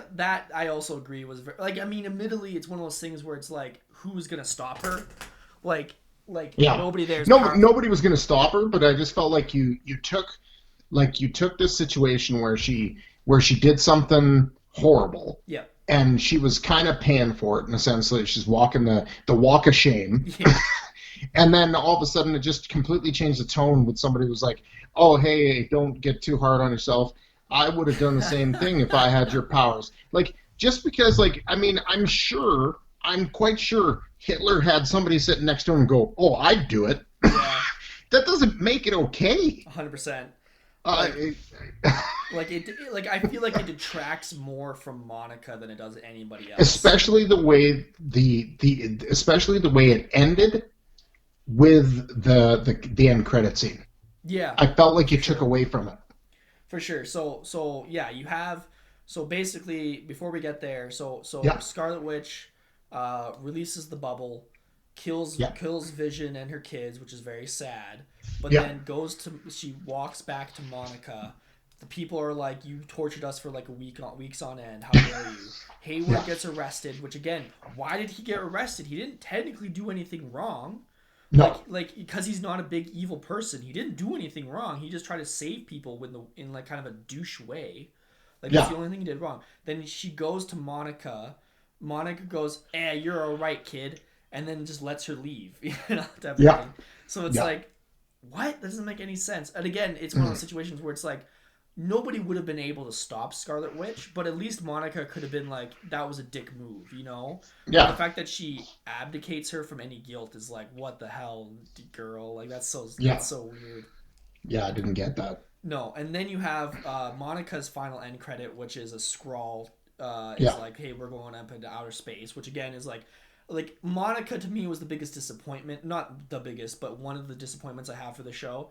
But at least you know she's going somewhere. Like the actress was great, and the character yeah. See, was. I disagree. I disagreed on that. I didn't like the Oh actress. no, I thought she did fine. No. Like I thought she did fine with the material she had. Like when she was Yeah, Geraldine, I thought she was great. It's just yeah. like if you I didn't like the choice of who they have to play her. see, I think it's not her fault. I think it's the writer's fault for not utilizing Monica better. Like Yeah. I think she could have done a lot more, and so it's like you didn't even give her the chance to really flex those chops, right? So we'll No, see. she didn't even really use her powers. Yeah, You exactly. teased again, Kevin Feige. You teased you teased the whole way through, and then you saw like a glimpse of it. Yeah, and so they imply she's gonna end up with Nick Fury in space, and obviously she's gonna be Yeah. part of Cap Marvel too, which I think will be interesting. But then you Oh, for also have sure. the other end credit of Wanda's in a cabin in the middle of nowhere. There's an eagle flying by, but then it turns out it's like a projected projection of Scarlet Witch, and then real Scarlet Witch is in the back reading the evil book of Yeah. evil, but then she hears her kid's voice. So that Yeah. was like the final end credit scene, or maybe that was the first one. I can't remember which one was That first. was So that was the last one. last one. So what Yeah. was your final impression of that? Again, I think if you're like depending on where they go with uh, Doctor Strange and the what is it Multiverse of Madness. Multiverse of Madness. Yeah. I felt if they would have just kind of like if she would have more flown away in shame, Yeah. you know, then it would have made sense. Okay, now she's looking through this dark hole. Why is she looking through the dark hole? It's a scary dark book. And then she hears her kids. Okay, so now I have more. I have like I don't know which way I would have went because either way, yeah, I kind of felt like like the way you needed to leave it was she's still not. I guess she didn't learn her lesson. Yeah. She's maybe, I guess, depending on where this other movie goes with it, she's gonna go after trying to get her kids, which in the comic books were fractions of Mephisto's soul. Yeah. So is that what she's gonna do? But I felt like you kind of left it on a like, hey, it's okay. We all have bad days. And then she flew away, and then she's in a cabin reading a dark book. Loading up to do something stupid. Yeah. Like so the one Still cool. It's still I was cool. like, it's cool, but yeah, Like, I felt like they could have done better. Yeah, so when I first watched it, I was on Wanda's side. Like I didn't have the issue of she got away scot-free at first, but then Yeah. I watched, I listened to some other podcasts and I watched a YouTube video. The one YouTube video that really struck me was Jeremy Johns on YouTube. He did his whole discussion of it, and he's the one that made me realize, yes, Wanda is the villain of the show.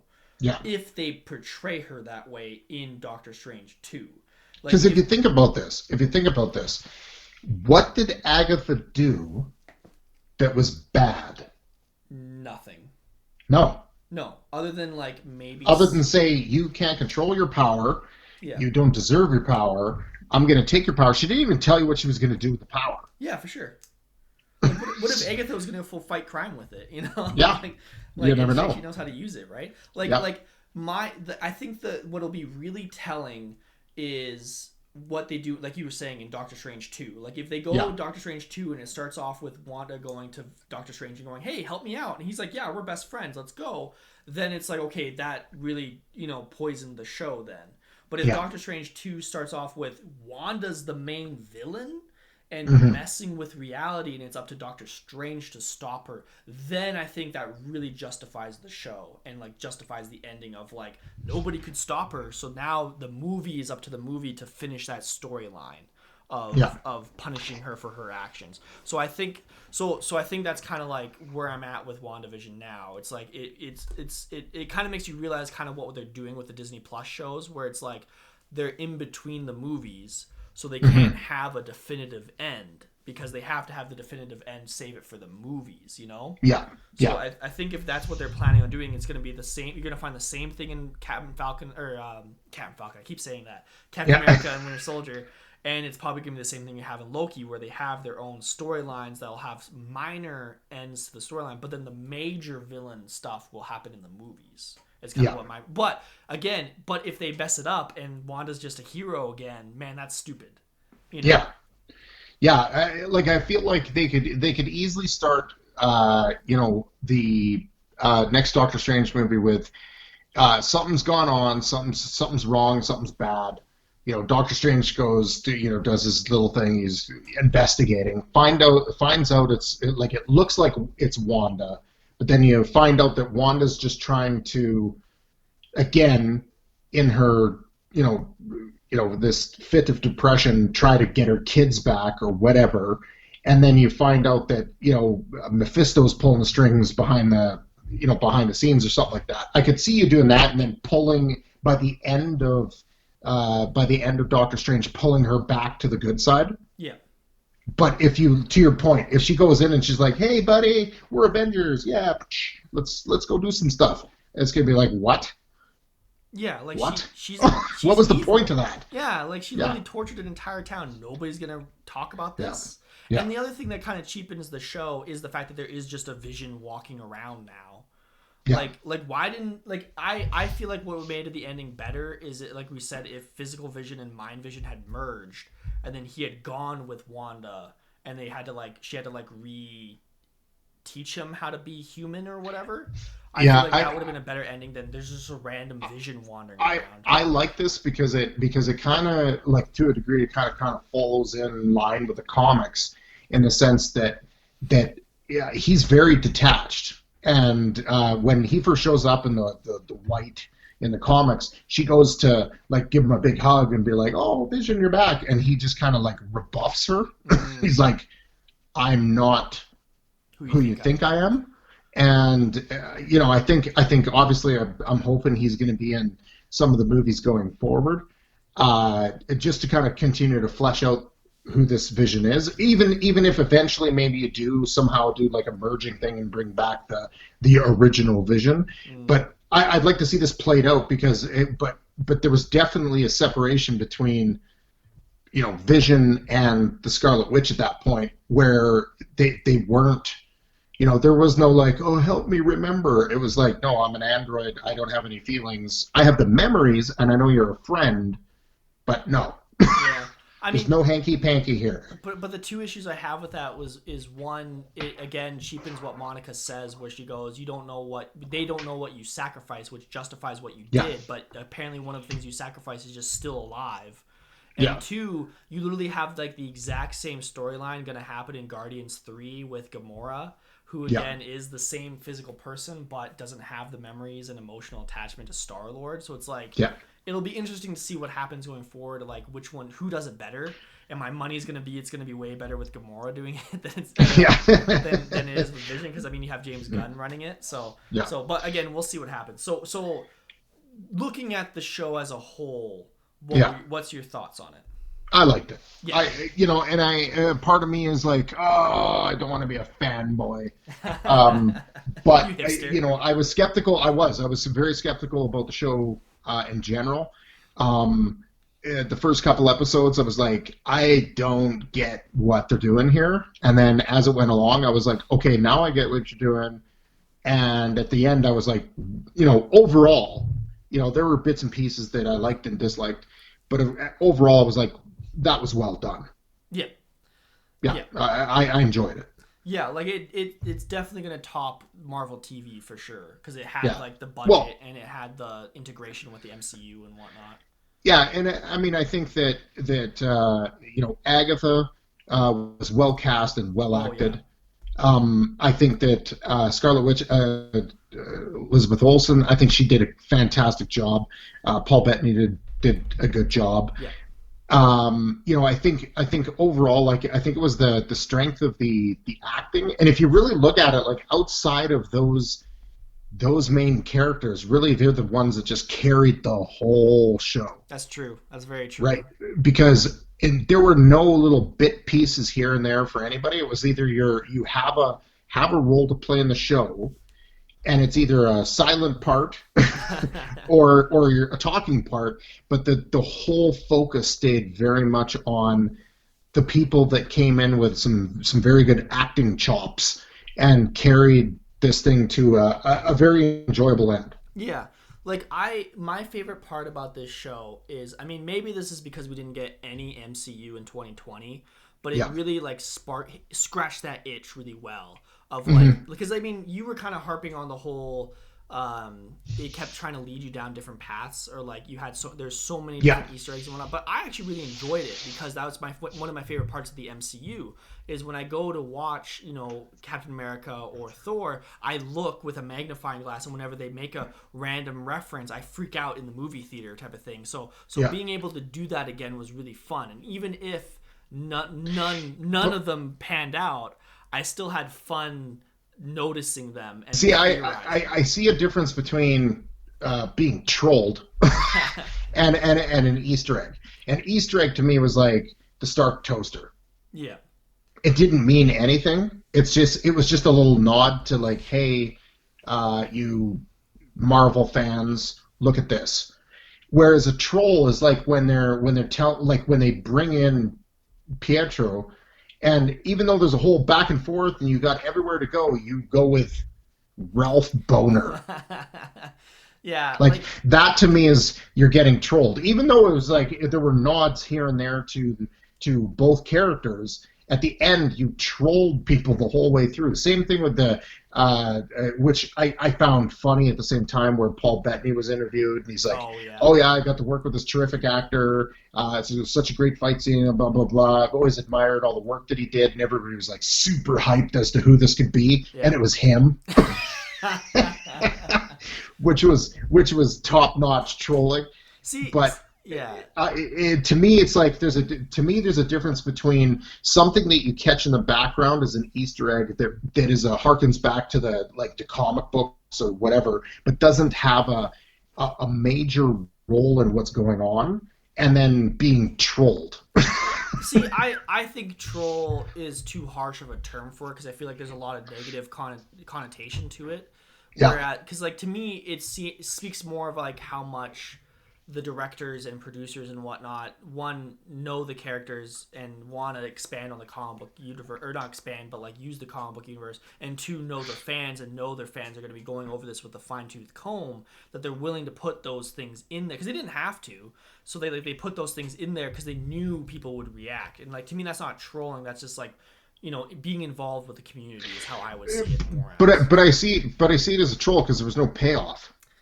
I mean, there was no pay. There was, like, to me, there was just no payoff with Pietro. There was no payoff with some of the little hints that they had throughout the show that just didn't pay off. They just went, kidding. It was nothing.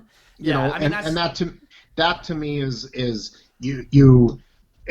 I don't know if it's a Disney thing, because they're maybe still pissed off at Star Wars fans for all the crap they went through with that trilogy. Yeah. But I just really felt like you really stuck it to people. So I'm wondering if maybe when we get into some of these other ones like Loki and stuff, everybody will be really wary, going like, no, they're not going to do this, and then they might.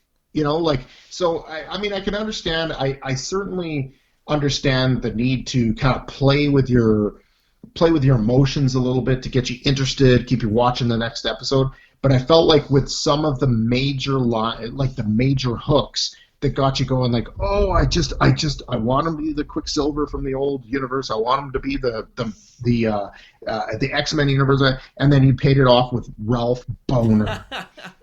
But it says a lot, though, that somebody, like, I mean, this is just a difference of opinion at this point, but it says a lot that you have a negative opinion about that, but still enjoyed the show.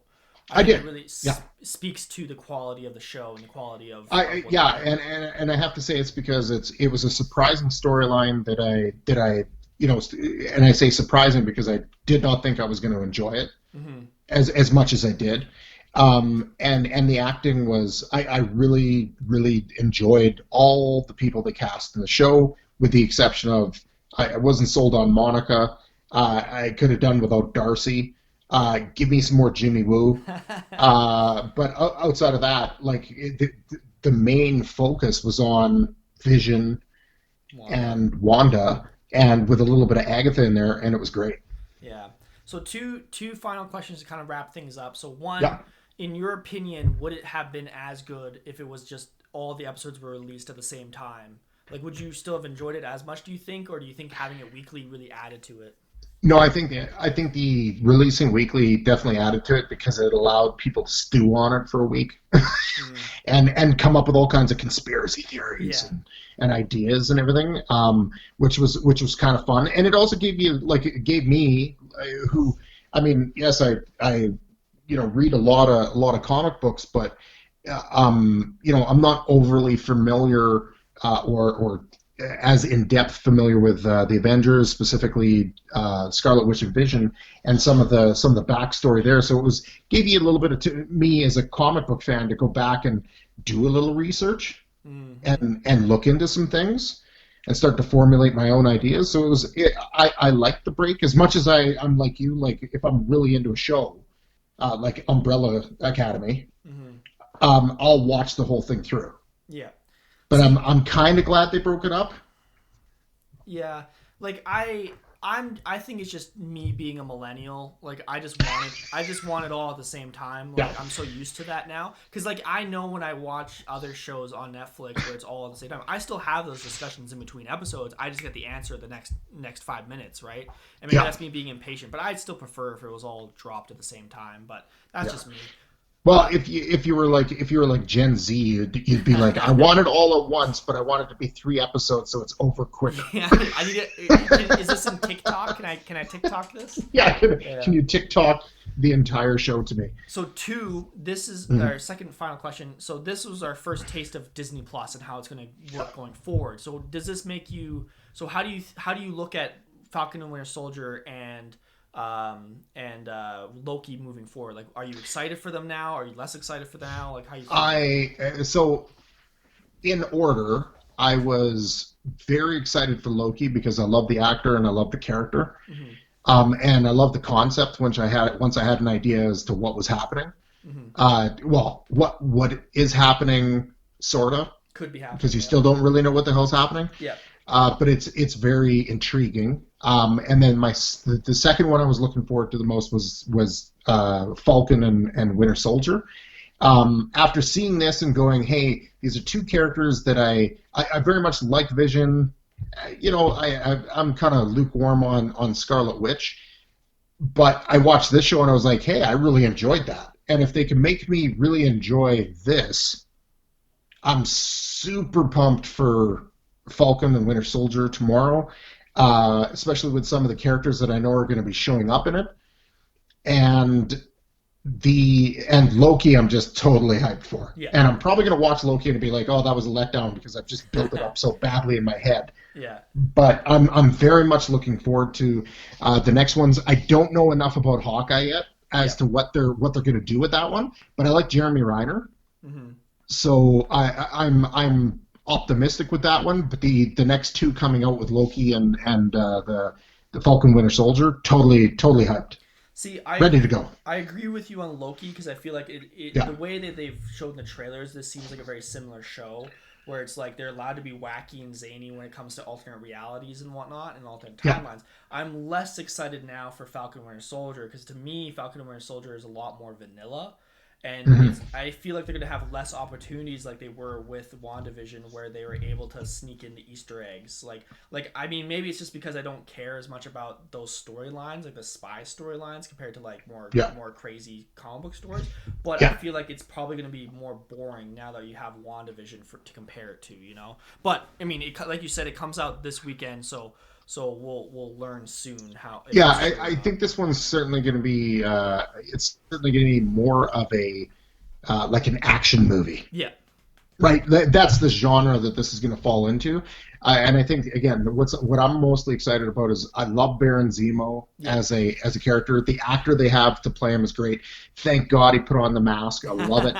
I love the idea of what he's looking for, because to me he's kind of like Thanos in a way, where he's looking at the bigger picture and saying, yeah, this looks like I'm doing a bad thing, but I'm doing it because there's a morally gray area here that you kind of sympathize with him for. Yeah. So I'm very curious about that. Very curious about Flag Smasher. Very curious about Johnny Walker, the new Captain America.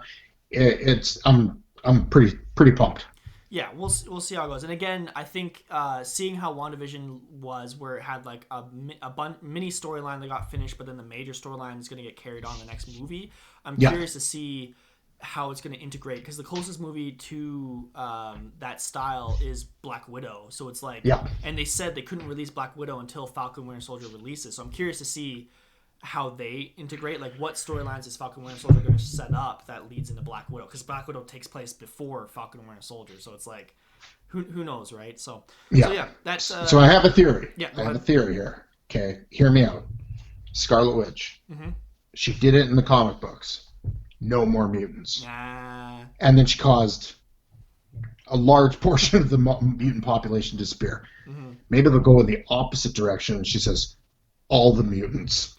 But and all of them show up. See, I feel like that was a theory a lot of people had when WandaVision started. Was like that's Yeah. what everybody thought, especially when Pietro showed up. That's what everybody thought was going to happen. Yeah. But then the fact that they didn't do it in the show, I don't think they're ever going to do it in the movies. Then, like, I don't see. No, no, not to that level. I think I'm not sure how they're going to introduce the mutants. I don't think you're going to see that introduced in the Doctor Strange movie. Mm-mm. The one I would say you might see it come out of is the Fantastic Four movie. Yeah, yeah. I mean, it's kind of weird because that's Maybe Eternals. maybe Eternals. It's just hard because it's like Wanda's the only one Mm-hmm. that had a really solid connection to mutants. So Yeah. it's weird that she's the one that didn't bring them in. It'd be like, Well- because Fantastic Four, even though their son is a mutant, they're not. Like Yeah. that's why I kind of find it weird if they would be the ones that bring it in. You know?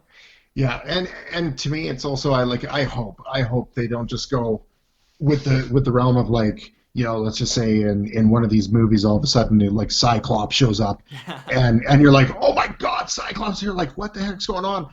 And they just go with like, oh yeah, mutants. Mutants. We've always had mutants. I hope they did not go that route. I think what's going to happen is that it's because the way what they like to do recently is take from modern comics, like instead of old comics. I think what they're going to do is Krakoa exists, mutants were their own nation, but Charles Xavier mind wiped the planet to pretend mutants weren't real. But then what'll start happening is because of the blip, or because for whatever reason mutants will start bleeding into the bigger MCU. I think they may go more the route of Ultimate X-Men. How so? Because Ultimate X-Men was the same thing. Well, Ultimate X-Men was like more of the lines of like Experimentation. It was experimentation. Oh, okay. I thought you meant like how they introduced, but they were just introduced as mutants in Ultimate X-Men. But I see what you mean. It's like how they started was they started super soldier experiment. So I mean, maybe Falcon and Winter Soldier will then have them if it was a super soldier experiment, right? You never know. Let's start that rumor. Yeah. Let's go putting it out there. Captain Falcon and Winter Soldier. I said Captain Falcon again. Dang it. Yeah. Falcon and Winter Soldier are gonna have mutants. That'd be crazy. So. Thanks everybody for listening. This was our podcast about WandaVision. We look very forward to the rest of the Disney Plus shows, so look forward to us talking about them in the coming weeks. Thanks, Greg.